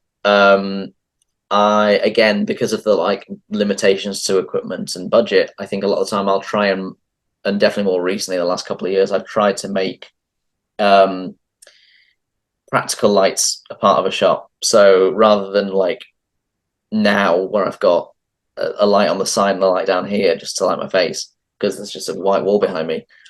Um, Light that kind of just is coming from nowhere. I'll like try and in a shot or in a scene include some light that actually is in there. So like if there's a lamp here, great. Like or even if there's not, oh, there's a table here, great. Let's put a lamp on that, and then we've got some light that is just automatically coming from that and hitting the back of inside the actor's face, and then we can bring in a small light, and put it even like not specifically there, roughly over this area, and we can like imply that that light is coming from this lamp because we can see it, so it makes sense. So Oh, interesting. it motivated light. So like if there was a light over there, like this thing, you know, suddenly like this light there, if it was like a scene, it looks weird because it's like, well, where's this light coming from? But as soon as it's not the right color for a lamp, but like as soon as there's like a physical lamp there in the scene that the audience can see in the shot, suddenly this light coming from up here doesn't look so weird because it's motivated by a source. Whereas if there's just like if this was like a short film and I just suddenly had this blue light on me and this is the shot, like you're like, where the fuck is that blue light coming from? Like that looks weird because it doesn't make sense. But if there was something that casts a blue light in the shot, then it would make sense. Oh shit, I've got these effects on now. I'd never really thought about stuff like this. It's really Yeah, I interesting. mean, again, it for me, it very much comes from a place of going, okay, I don't have a lot of money to hire all these expensive lights, so I'm gonna make do with what I have and have this light as part of the scene because then I can stick this, you know, this light in here and make it make sense. And this is 20 quid. Really? Yeah, it's plastic. It's Wow. it's really cheap, but it does the job. There you Uh, go. So you don't have to break the bank to get those effects now. That's no, interesting. definitely not. I mean, there's more expensive versions of these you can get, and I'm sure they're better and probably will last longer. But yeah, well, it's 20 quid last year for a short film. So I guess that's one side of it. What else? I don't really know. I don't really know how to answer this. I wasn't prepared for this question. I should have been prepared for this question. I'm not. Stumped you. Yeah, No, it's I great. mean, It's great. I suppose from like in terms of a process of shooting things, I um I suppose I like my method of doing things. I never have storyboards. I'd love to have storyboards, but I hate making them. I find it really tedious to make them. So if I can if I had someone else making them, then brilliant. And we did an advert. My company did an advert at the beginning of 2022, and we like had to have storyboards because we had to like get approval from the client of what the film would look like. Um, and so one of the people that was on our team, she was like the producer.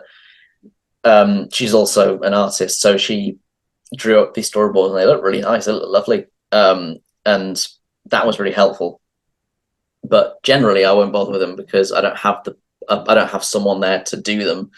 Either I don't have someone there to do them, or it doesn't make sense for what project I'm doing to have them. Either like the crew is really small, so there's no point having these because I don't need to show like 20 people what the shots need to look like, or it doesn't make sense in terms of like the amount of time we're going to spend on like, oh, we're going to shoot this in 2 days. We don't need a storyboard because it's we're getting 15 shots a day. Doesn't matter.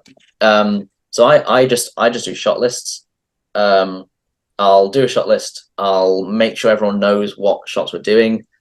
I will do a storyboard and draw something out if something is quite complex and like hard to explain or like hard to see as just writing on a page. So like if there's anything that's like involves a lot of camera movement, or if there's a lot of different lights that need to be placed in a scene, I'll like draw like a floor plan or a storyboard just to be able to like rather than trying to explain it, just so I can literally go, this is what we're going to try and achieve.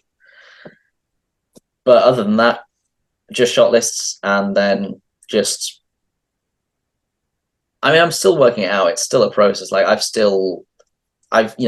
not got it figured out. I don't think anyone ever has. But I'm still, yeah, I'm getting better. For instance, now on projects, I'm trying to minimize because I'm spending more time on things, on shots and on scenes, just because I think anyone naturally does as they improve.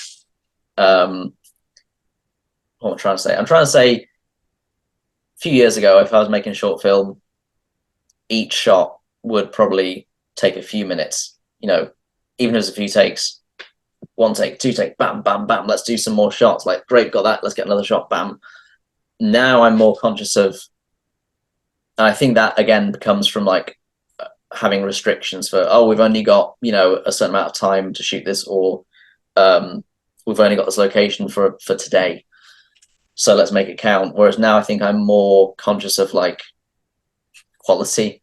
So I'd rather spend, you know, an hour on one shot because it matters, and I care more. I understand that, you know, the time equals quality. Not completely, but it definitely helps. And so I think now I kind of like I actually involve like setup time. Like, okay, well, there's these 3 shots to get, so there's, you know, 5 or 10 minutes to set up for each. So actually, we're going to need to do this. You know, make sure like we focus on this first. And in that, I think I'm trying to like shoot things in a smarter way. So in a short film, oh, then Choc Chips, I was shooting everything on like that side of the room first, and then everything on the opposite side of the room after that, because, you know, you're lighting in a certain way for one side of the room. Of So, course, yeah. and not even lighting, but, you know, set dressing, like, so lights are all here, that we're looking that way. You know, if I can't then suddenly go like, oh, I'm going to turn around quickly, get a shot over here. Even if it takes a second to switch the lights around, there's still a load of shit over there that I don't want in the shot. We haven't dressed that part of the set, or that's where the crew is standing and they've got like their bags, and like it takes time to take all that stuff out. So even if it's kind of maybe a bit more confusing and we're shooting out of order, I mean, it's rare to shoot chronologically anyway, but like, you know, if we're shooting in a bit of a weird order for the actors or for anyone else, it's more smart to shoot everything on that side, get all that coverage first, and then switch everything around. Because then you're not constantly switching, because then that's what takes time. So that's something that I've never really kind of bothered with before, but literally in just the last year, I think I'm more conscious of that. So I'm trying to do more of that. Thanks for sharing, man. Really appreciate it. No worries. I hope I didn't just ramble on. No, I love it. Ramble more, please. No, it's good to get Nice. into your like the way that you see these things, Yeah. because I think that's part of probably, I don't know, in my opinion, like the most fascinating element to creativity is how someone sees something, because Mm. it'll be totally different to like how I see it or how this person sees it. But that's fascinating, and also it's like it's just interesting, like the things that people pick up on or point out. Like, Mm. for instance, Judy Griffiths, she was on Choc Chips with us, Yeah. and she's really good at just spotting things that are out of place. Like, she was Yeah, like she is. spotting like continuity errors, and none of us even like picked up on that. Like, oh She's a shit, lifesaver for that. right? I This was I bit, remember being so glad that she was there, because I was like, oh my god, like I would have never spotted that thing. Like there's several instances where she said something and we were all like, oh wow, yeah. yeah, Thanks. that's the thing. Like, it's all just about how you view things and see things, and making sure to be vocal and say that. And obviously, well, if you're leading the situation, then that's great. You can kind of guide it and paint your vision and create it and structure it and make it Like, a reality. Um, what's been the most challenging experience you've had in your career so far? wow, that's a hard one. Challenging. Um, there's probably loads, and I'll probably think of most of them in like 4 hours. Hmm. Um, I think the first thing that comes to mind is just finding a balance of um making money and enjoying myself. And I think that's the thing that I've struggled with for the last year or two is, okay, I'm making films for a living. You know, I'm getting to create content and create videos, and that's great. But you know, it's stuff for other people. It's stuff that I still care about, but I'm not, you know, overly invested in. And and if we're really boiling it down, I'm doing it for the money. Like someone's hired me to do this thing. I'm not just gonna go and do it because I want to. I'm gonna do it because it's probably interesting as well, but you know, also a big factor is that they're paying me. Um, so I think the biggest thing when my job is making videos and filming things, um, I've found increasingly that it's so much harder to then go and make something for fun in my free time, because suddenly picking up the camera feels too much like work. So Interesting. as Okay. soon as like as soon as I've thought about like making a short film, I've kind of instantly just gone, oh well, I don't want to, because that's work now. That's not fun. So When we first met and we spoke about this, and I spoke about doing like little jobs on the side, whatever, to make ends meet, mm, you point blank said, no, I wouldn't do that. I can't do jobs that aren't this. Like, this is what I do. This is, cinematography. Da, da, da, da. And I really respected that because I thought it was awesome. It was like, no, I can't allow that to happen. sure, This is what I do. I know that you took on a new job recently, yeah. and I know that it's not specifically to do with filmmaking. Is that, am I right? Well, it sort of is. It isn't. It isn't. It's in the same. It's because it's like it's a being a technician on a Mm-hmm. film course. Yeah. Um, so it's not filmmaking, but No, it's but kind of this is interesting to like detail this because look, yeah, we change our minds about things all the time in life, and there's reasons why sure, that happens. And I wanted to ask you about this, but I was trying to figure out a way to like broach it. And I'm so happy that this is like there's like that's the thing. Like I don't think that you specifically as a person ever make any decision like, oh, I'll just do this. And then like, like maybe sometimes you do, but like I feel like when it comes to your career and what you want to do, it's very clear and thought out. And yeah, that feels to me very clear and thought out. You want more time. Sorry, you want to reignite the fun in filmmaking. And to do mm, that, it can't be full of doing stuff you don't want to do. Because I get what you're saying here. Because when I've done too many of these like commercial things myself, I get a bit like, ugh, you know what I mean? Like it's when am I going to do what I love again? And it's yeah, that's the thing. You don't want to suck the fun out of it, and you don't want it to feel too much like monotonous or like just a process anymore. I mean, yeah, it's the reason that sometimes I steer away from like extras work or stuff like that because it's like yeah, it's money and yeah, maybe there's an opportunity there, but like I hate the way it makes me feel. yeah, yeah, totally, I hate feeling lesser than yeah. because I know I'm better than. I know I And I know deserve what you something. mean with extra work as well. It does have that effect. Not all the time, but a lot of the time. I'm really glad. I'm proud of you, man. I'm really glad that you're doing this, and that Thank you. I think well, because hopefully as well we'll see more filmmaking out of you, which goes back to when I first met you. That's what you wanted to do was more Completely. creative filmmaking, and it's going to be great to see that coming out of you now. Thanks, thanks. I hope so. Yeah. I'm glad you said that. Yeah, I think that's the hope now, is that I've just, well, not started yet, but I'm starting this new job soon, and it's something different.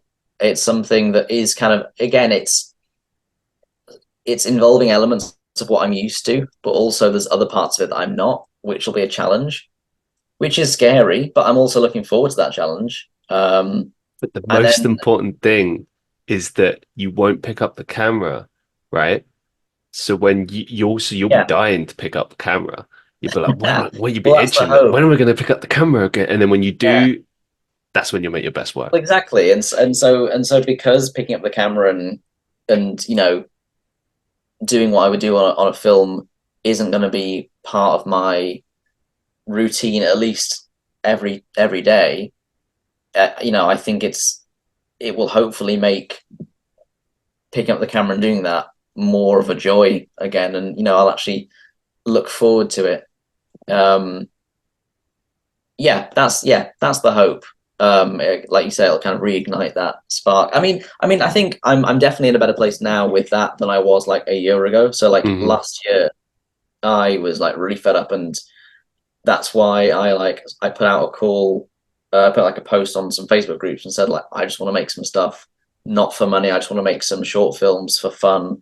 Let's collaborate with people, and that's how I met Andy and Craig, who I've done. Oh, We okay. did like So straight away in January, I think end of January, early Feb, we were like, great, let's make something. So we made Different, and then and that was great because I was like, this is my first short film in like 4 years.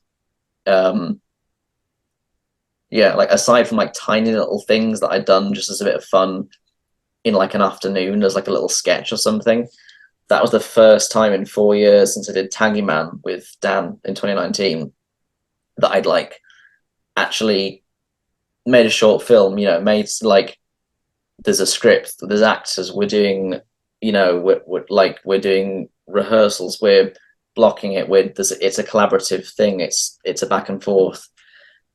So we did that, and that was really amazing. And that kind of reignited that, like, oh yeah, this is why I do what I do. This is what I enjoy the most about it. So that was great. So we did that, and then we did Accident, and then we did Choc Chips. And then I also did, in between those, I did Oh No Guano with you and Dan. Um, and then Choc Chips is still kind of, being edited. I'm sort of nearing the end of editing that actually now, which is good. Then I did another film with Emma, Mm. and then now I'm about to start this new one, Vanishing Cabinet with yourself and a great and a great team. And so that's nice because even though there's been a few gaps here and there, generally over the last year, there's kind of always been a creative, fun project I'm working on the side in some capacity, and that's really nice because I've not had that for so long. And so now, like you said, hopefully with this new job, that will allow more time. I'm just more like mental energy to be spent on that, on stuff We've like that. we've kind of already established what it's like to work with friends. I was just curious, because obviously you did that short film with your partner Emma, and feels weird to say that. I know Emma. Hello, Emma. So formal. My Um, partner, yeah. First time working together? Yeah, pretty much. I mean, I made like a very short sketch with her and another friend Okay. Yeah. um a few years ago as part of I was teaching a workshop for some kids, and I used to like demonstrate like basic camera angles, and so we shot something in our kitchen for half an hour. So like other than that, yeah, like first proper time like actually working together with, other people on set, and like in a very like, she's the director, well, she's also acting in it, so that was interesting. So like, I was taking her direction, but also I was directing her as an actor, Ah, uh, interesting. Okay. with other people around, and with other elements and other things happening. So that was interesting. What's it like working with your partner? Like, is the dynamic different? Is it just the same as always? Like, does that differ for you in any way? Uh, no, I mean, it was great. It was really good fun. I think it was. I think the only difficult thing about it was that it's a film that she'd written as well, and I knew really like meant a lot to her. So there was some pressure of like, I wanted to make sure I was getting it right and make sure everything I was getting was kind of what she'd imagined. I mean, no film Mm. is ever gonna like, the finished product is never going to be exactly as you imagine it, because that's not how things work, and things always change, and you adapt things. But like, I wanted to, do the best job I could and get like as close to what she was wanting. So I think that was the only challenges that because I knew it meant a lot to her, and obviously I've got a personal stake in it because we've been together for 3.5 years, so I care. Yeah, so I really care about her well-being and like if she's happy with it. So yeah, I think there's that added element. Um, but also, other than that, it was great. It was nice to be able to, the person I'm kind of directing and also taking direction off is, I can kind of piss about and like, take the Mickey out of film. We can joke around. Yeah. Um, yeah, it was an interesting mix of kind of being professional because there's other people here, and you sort of have, everyone has like a different version of themselves that they tailor to, depending on who you're hanging out with. Like, I wouldn't act the same way around my grandparents that I would talking Right. to you right now. I wouldn't act the same way, that I do when it's just me and Emma, as I would with like my mates. Um, so it was interesting. Kind of, there's like a professional version of myself that I kind of had to like, not had to like, I just naturally kind of slip into that when I'm like on set.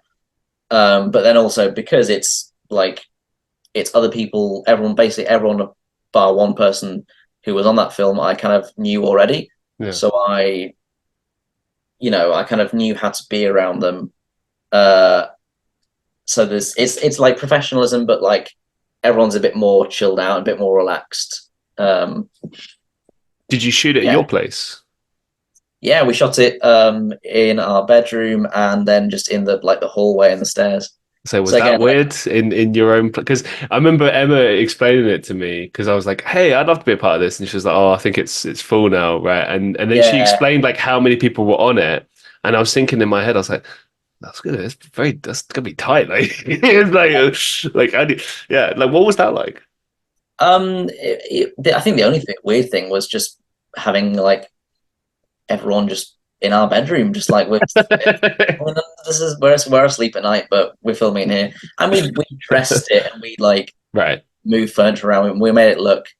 Actually, one of the people there, this girl who was being like the gaffer, she stepped in. She was like, "This looks like an IKEA showroom," and I was like, "Oh, thanks." She went, "Is this just how your bedroom is all the time?" I was like, "No, absolutely not. Like we've made this look as Ah. nice as it possibly can." She was like, "It looks great. You should keep it like this."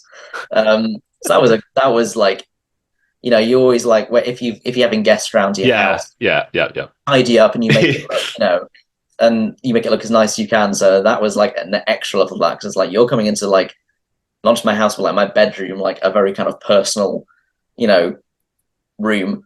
Plus, it's So on camera as well, so it's like also also this that, is always how it looks. What do you yeah, mean? It's yeah, always exactly. this fantastic. um, so yeah, that was interesting. I think it was just because your bedroom is where you kind of it's where you go to like shut off and like be yourself. Not it's where you kind of I guess you're most vulnerable because it's where you go to sleep. It's where you do other things. Hmm. It's where you chill. It's where you chill out. So Yeah. immediately it's like your safe space. So at least it is for me.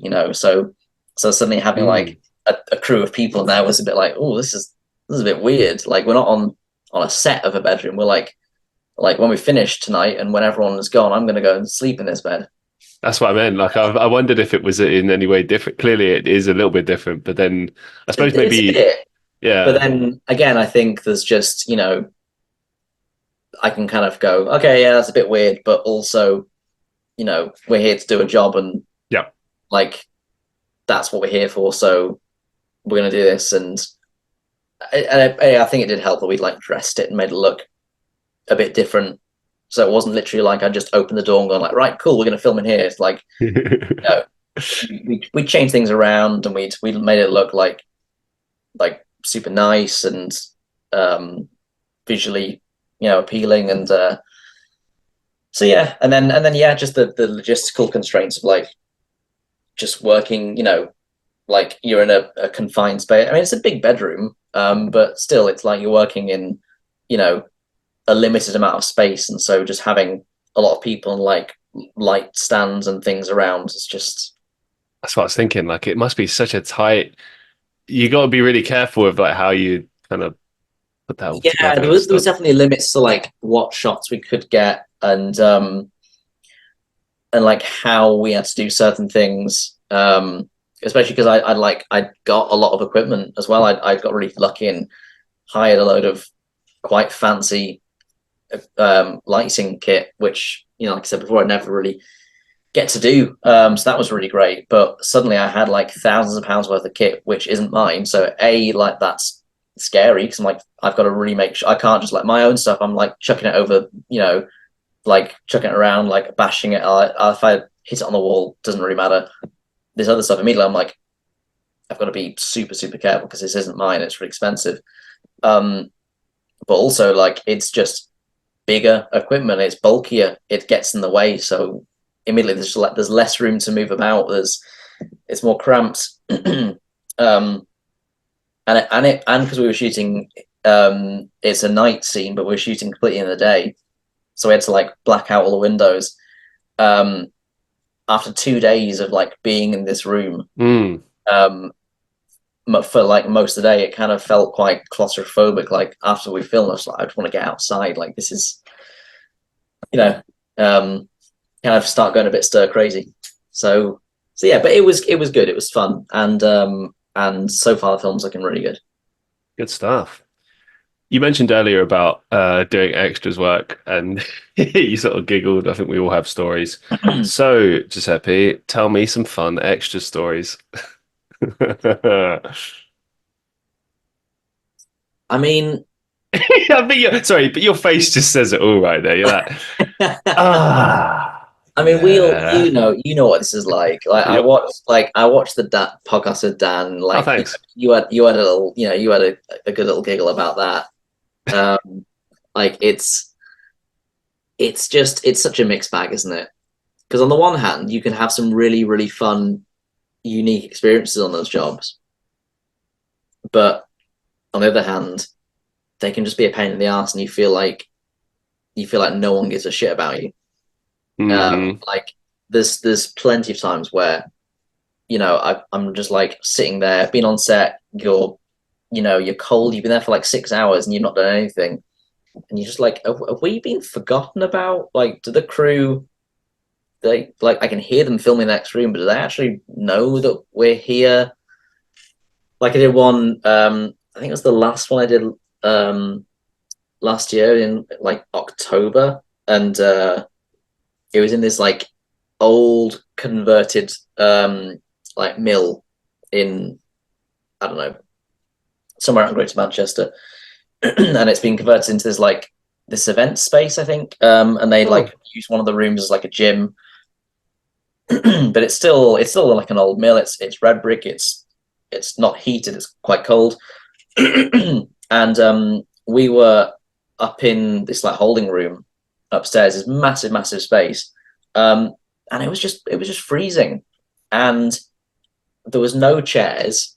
I think I Uh, remember you telling me about this one yeah, I in think the I did. morning. It was like, oh, this I think sucks. I did. I think I did some videos and like put them on Instagram. Uh, Like, I was like started doing some stories. So I was like, this is shit. There was no chairs. Um, great. but there was some like yoga mats like rolled up and stuff, and like cushion like in a corner. But when we got put in there in the morning, the AD was like, sit wherever you want. By the way, don't touch any of that stuff because that's all like that's part of like that's part of the set. It's dressed like that's not always there. Like we put that there for a scene we're doing later, so you can't touch any of that. So they basically just went, come into this massive cold warehouse, sit on the floor, um, and just wait until you're called. Basically. And I think it was 7 hours we were in there before we were used. Was this for a Uh, big production, or was this just like it was I some short film or something? it was BBC, I think. It was either BBC or Channel 4, I think. That's outrageous that they. Wow. And Okay. I mean, after like an hour or so, one of the other people was like, "Fuck it, I don't care if it's their like set. They can dress it again and got out the cushions and stuff." Because I'm like, we're not just gonna sit on a cold floor. Like, if you don't even have the decency to give us chairs, like, Yep. it's not asking much. Just get some foldable chairs. Yeah. Um, This is what I expect if you're going to do like bare minimum, right? I show up. There's a holding space for us, chairs, maybe some coffee. mm. Um, no, definitely coffee, and then light food. Doesn't have to be anything fancy. Could just be even be some snacks. Couple. Just have like No, a table with like some refreshments and yeah. like a bowl of some fruit, some packets of crisps, some Yeah. chocolate. Perfect. Perfect. Yeah. Yeah, it's the bare minimum, isn't it? You wouldn't think Hmm. that's difficult, but people just don't a lot of the time. Like on that What one, this is the thing that annoys me so much, Giuseppe, is like I see productions all the time And like, I'll give you a good example, right? So big feature film, right? They're advertising to pay like the Trying to first. not name say it by name then. Yeah, I won't. Don't worry. No, But it was just some random throwaway thing. It was like a feature film. First AD's getting paid like 1,000, and they're advertising that, and then all the rest of the roles unpaid, nothing. wow. And I'm like, I'm sorry, but if you've got a budget to pay all of these things, but you can't be asked to pay this, I don't want to. Like, I'm sorry, but I don't want to hear, oh, we don't have the budget for this, but we're just doing this. Da, da, da, da, da. Yeah, Like the only time I think that's acceptable is if no one's getting paid and this is a pure passion project and you've said that, yeah, or you're a bunch of students and you got nothing to offer. But even students a lot of the time will at least offer like some refreshments. Like yeah. the amount of times I've heard like, oh, sorry, we don't have anything to give you because we don't have Oh, the budget. Like what? So you can't afford? I mean, fuck me. I could do a budget, 20 quid for like what? 10 extras, right? And it will have yeah. like coffee and biscuits and a few bits for the day. Like Even that's even plenty. a little more, 30, 40 quid, eat like, and if around, like, even if it's a tiny little student production or like a short Yeah. film, have a whip around, fiver from each person involved in the crew that funds that. Fiver's Oh, not a lot. yeah.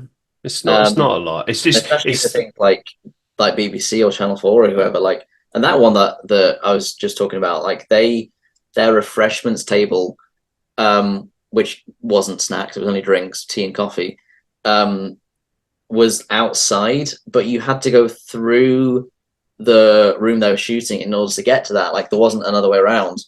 So, like, we could go and access that, but only when they called cut. So, like, you'd be like, oh, I'm gonna go get a coffee, go down the stairs, and suddenly there's an AD like, shh, no, no, no, like, can't come down, we're shooting, like, you can't go through. I'm like, well, like, that's shit.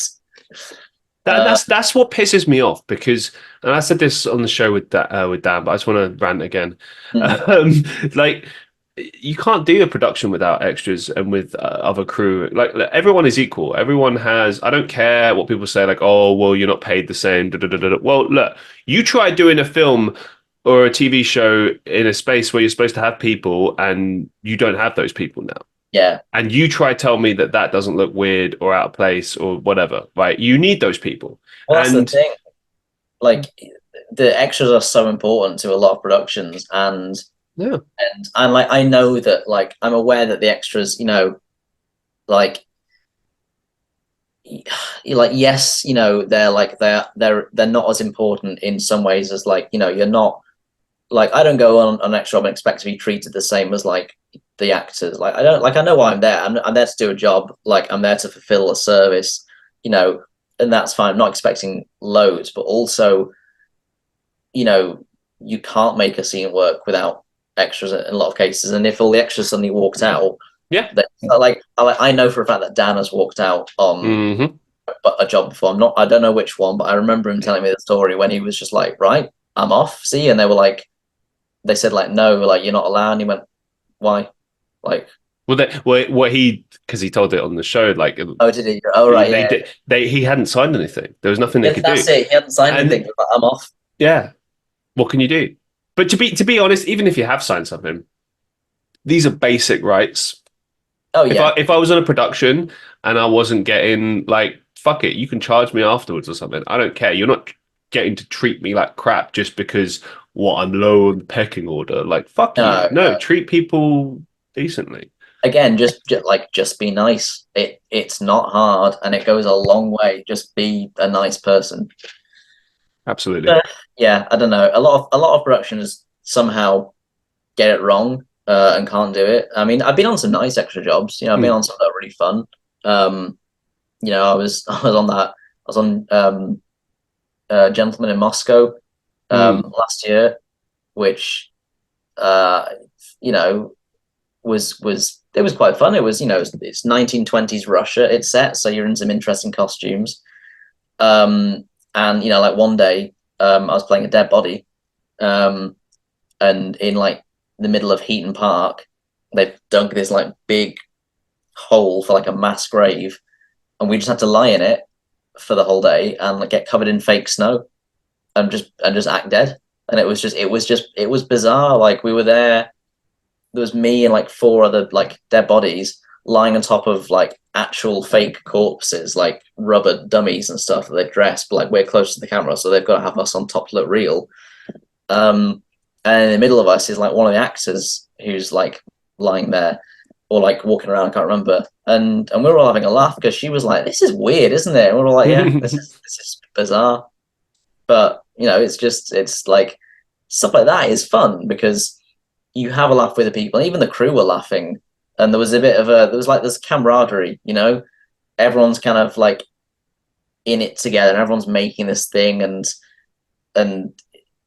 yeah, it's still fun. You're still having a good time, even though you're there for, you know, you're a small cog in the machine. You're there to fulfill part of a bigger picture, and that's fine. But like, it's still fun, and that's the main thing. So when it's like that, it's great. But unfortunately, extra work a lot of the time isn't.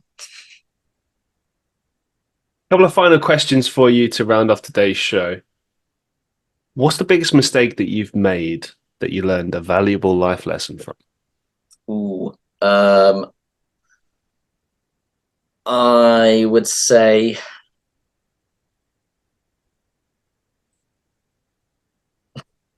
it's definitely been a couple of times in my professional life where I've like under budgeted, and like not charged someone properly for the amount of work that I've been doing. Yeah, that's the And one then you got to and then learn. I've been like I've shot myself in the foot basically because then I've ended up doing way more work um, than I thought I would be doing. But like it's my own mistake, so I'm like, well, I'm just gonna have to do it. I'm just gonna have to bite the bullet, and I can't contact the client and go, oh, you know what? I didn't think this would take this long. I should have charged you an extra 500. Can you pay that, please? Because they're gonna be like, well, no, because it's Let me ask you this. What stopped you from charging like an extra daily rate or something like that? Like obviously you charge a flat fixed fee, but let's say, well, I charge a daily rate based on how many days time based on how many days or how much time I think it's gonna take to create something. So okay, it's never just like a flat rate. It's never like, oh, this will cost you £500 or this will cost you 1,000. It's always like it's always taking time. It's basically it just always comes down to time. It's like how much time do I think it's gonna take to do this, and I like set my prices at like you know there's like a base level. I remember looking it up online when I started. There's like a base. There's kind of basic prices that people start at in different areas, and so I kind of set myself like not at the low end, but also not at the super high end, so still being competitive. Um, so so yeah, that's how I've always priced myself. So it's just a lot of it is just trial and error.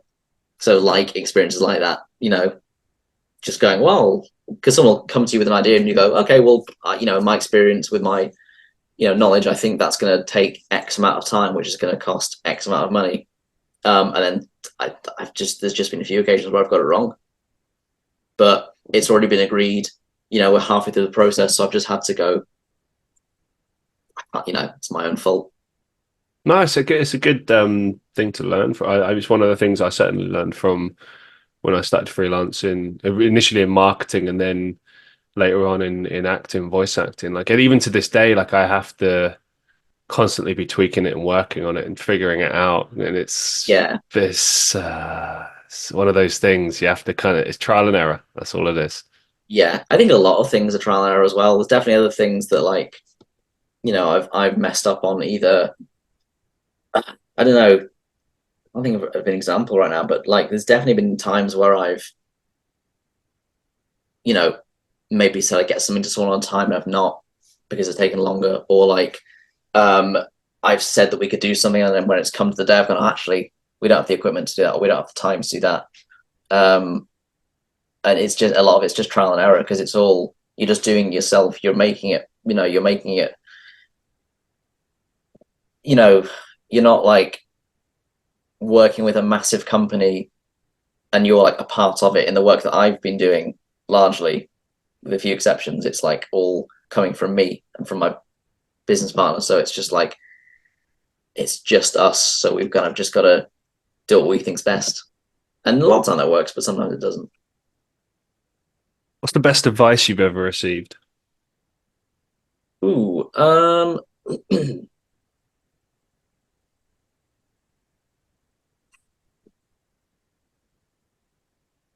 think if something doesn't work, try again and keep trying. And at some point, it'll work. You'll figure it out. Actually, that and um, just like learning from mistakes. I remember my college teachers, when I did the film course, just saying like, you're going to make loads of mistakes, but that's just how you learn. That's part of it. Again, like I've just talked about, if it's like with dealing with clients and money, or if it's just like you think this shot's going to look really cool and you get to your edit and you go, oh, that looks like shit. You know, you've messed up the focus, or there wasn't enough light, or you're just too close, and it didn't work for the scene. You should have been further out. You just learn from your mistakes, and yeah, just get things right eventually. Oh, and don't do a PowerPoint. I remember my college teacher saying, "Death by a PowerPoint." No one wants to see it. What's wrong with PowerPoint presentations, man? You're hating on So PowerPoint. PowerPoint is fine. Death by PowerPoint is when you have things written on your PowerPoint and you stand there in front of the PowerPoint and you read out exactly what's on screen. I remember our college teacher, like on the first day of the course, just saying, like, if you do this, I will just like turn it off. Like, but that's how every person I've ever met ever does a PowerPoint presentation. exactly, and it's the worst thing in the world. Dude, I can beat that. When I was at uni, there was a course that I did in like second year. It was like a foundation course before you go and do your like specialisms. And we clocked pretty quickly that basically, because a lot of the courses you'd have to like buy a book for the course and it's astronomically priced, and they tell you like, if you don't buy the book, we'll fail you, and we use it in the seminars, so you end up buying it, and it's a con. And obviously, like the person running the course wrote the book. So guys, don't be thinking that uni isn't a scam. It's a scam. They're just trying to get you to buy their books. But anyway, we go to this particular lecture series, and we clocked in the first like lesson or two that not only was this woman reading off the PowerPoints, but she was also reading directly out of her book. So essentially every lecture was one like read along session. Like, remember like when you're in English class as a kid and you just like read along? It was that. And I was and she spent the time writing all of the text on the PowerPoints as well. Oh my So, God. which made the PowerPoint pointless. Yeah. Actually, the PowerPoint was pointless because you could have just going along. And also, just on a side note as well, if you're at uni now, what are you doing? Sitting, writing notes about what's on the PowerPoint. You're not paying attention if you're just writing along to what's been written. Like, the whole point of note taking is you write things that you're going to explore later, like important points, things that stand out. Because all that information you can get from somewhere else. Also, recorders are your friend. Just saying. Oh yeah. Also, that bad teaching is to because you're paying for someone to read out from a book that is in front of you. Yeah. So like people aren't going to retain that information just by having someone read it aloud. So exactly what I mean. Death by a PowerPoint. People aren't going to retain that information because we're reading what we can already see. So it's nothing new. So it's boring. Right, you ready for the big one? Big one. Go for it. What's the biggest life lesson you've learned so far? To be prepared for podcast questions. And you were prepared, mostly. Nah, you smashed it, man. Biggest life lesson. like, it's probably a boring answer, but again, just going back to like, things go wrong and it's okay. Yeah. Um, I and that and also like, you know, we're always learning. I think um I think everyone is always learning. And I think it's a bad sign when someone says that they've like learned everything they can about something. Oh no, I know everything about that. Like that's it. Like I don't need to. There's nothing else to learn. Like there's always something else to learn. There's always more to get from something. Whether it's a specific thing like filmmaking or acting or uni lectures, teaching, or just like life, to get more deep. Like my mum always says that, she still is figuring it out. She's 56. She's still, she still hasn't got it sorted. Because I don't think anyone ever has. Everyone's still just like making it up as they go along to some extent, and everyone's learning new things. Um, so yeah, I think when you're younger, and growing up, there's an expectation that oh, when I'm an adult, I'll know it. I'll know it all. That's when things will click.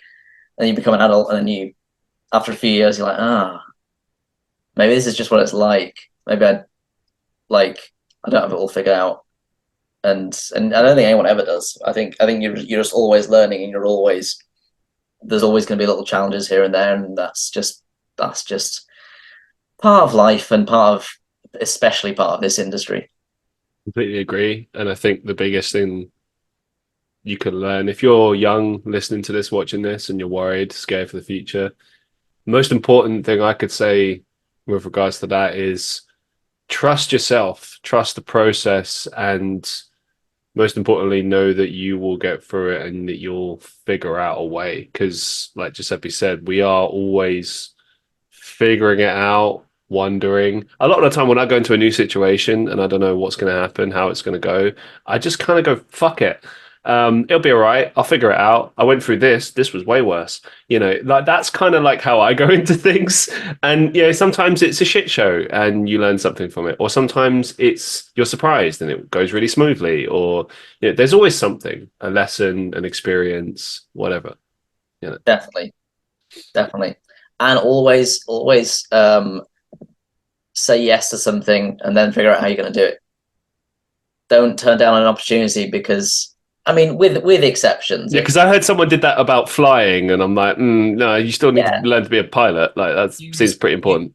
I think use your common sense. If someone's Yeah. like, this role involves horse riding, you're going to charge into a battle on a horse. Have you got experience horse riding? Don't say yes if you haven't. But like, no, there's Yeah. been so many things where I've taken a role or applied something, because it's like, do you have experience in this thing, or do you have experience using this camera, or like we want someone who's got producing experience. I've not really, but there's things I can take that so say yes and then figure it out later. Final question: do you have any upcoming projects or final thoughts that you'd like to share with our listeners? I don't know about final thoughts. Other than what I've already said in terms of upcoming projects, yeah, got Choc Chips, Woo! uh, Got a release date? which you star in. Not a release date yet, but it's definitely soon. I'm in the process of doing all the post sound. So that's the thing that's taking the most time. It's very tedious because I'm having to do a lot of Foley, You have to record crunching sounds. literally recording Same time. footsteps and syncing them up to people's movements on screen. Oh, mad. Okay. Um, but yeah, that's coming along well. So, for anyone who doesn't know, it's a short gangster crime comedy, written by Andy Wynn and directed by me and him as well. So that's coming soon. Then there's Emma's film, First for Everything, which not sure when that's going to be released, but again, just working on that. And then starting this new film, which is very much at the beginning of production, but very, very excited to be working on Vanishing Cabinet again with you. Yes. Of course. Yeah, that'd be a lot of fun. Yeah, I'm really looking forward to that. I think it's going to be great. Anything that you're planning to do this year, though, that you're headed? I've got a few very vague ideas. Again, with it being January and with me, starting a new job and being in the midst of like a few different projects, Mm, I've not got any solid ideas right now.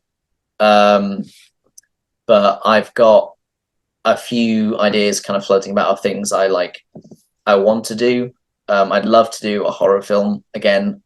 Um, so I really want to try. I might try and get horror film off the ground in the summer, maybe. See if I can do something very small but cool and get it released in time for Halloween. That'd be fun. Um, I know I'm going to work on another film with Dan, one that Dan's mm, written. Um, that's I guess a bit of a horror actually. It's a sort of psychological kind of thriller thing. I know he's been wanting to do that for a while, so I think we're going to work on that this year. And then there's another film that I want to write, um, a kind of coming of age kind of drama set in Manchester. But I cool. mean, I haven't even written it yet, so that's probably very far in the future. But I definitely want to start writing that, and then maybe that'll come to fruition this year. Maybe it'll take a couple of years. I don't know. Um, so yeah, there's a few things in the pipeline. Best of luck, man. It really sounds like an exciting year, and I Thank hope you. it goes well. Thanks. I Um, hope so. Well, same to you as well. Cheers, man. Appreciate it. Look, I wanted to say a massive thank you for appearing on the show. I knew it was going to be good. It's been brilliant. Thank you so much for all your time, your stories, and just giving us an insight into you, man. No, honestly, thanks for having me. I had a really nice time. And yeah, I hope I've made sense. I feel like I've waffled on in a few places, but You've smashed it, mate. You've absolutely smashed it. thanks, man. Well, yeah, it's been really fun. Really enjoyed it. Thank you. And to all the listeners of the Christian Reeve podcast, I hope you enjoyed this episode as much as I did. If you did, make sure, if you're watching on YouTube, to like, share, and subscribe. Help spread the word. Share us around. Share us on, I don't know, Instagram stories, TikTok, wherever. If you see this pop up and you're like, oh, that's a cool clip, or oh, I liked this, or I just want to promote my boy Christian because I thought he did a good podcast, then do it. No, it really, really helps us out. If you listen to the show on Spotify, Apple Podcasts, Google Podcasts, any other audio platform, please make sure to leave us like a review or a rating, something like that. That can help us be seen on those platforms. Also, there's a website I've been pushing for a better part of a year now called Podchaser, which my friend Vilma has kind of outlined as being like the IMDb of podcasting. So we're trying to push ratings for that. So if you enjoyed this show, please leave a comment and a review there. And if you want to support me and my ability to do this show and live and everything else and chase this crazy creative dream of mine, then go to patreon.com/Christian Reeve and subscribe there and get yourself monthly bonus content, access to my Discord community, and more. Thank you so much for watching and listening, and I'll see you all in the next one.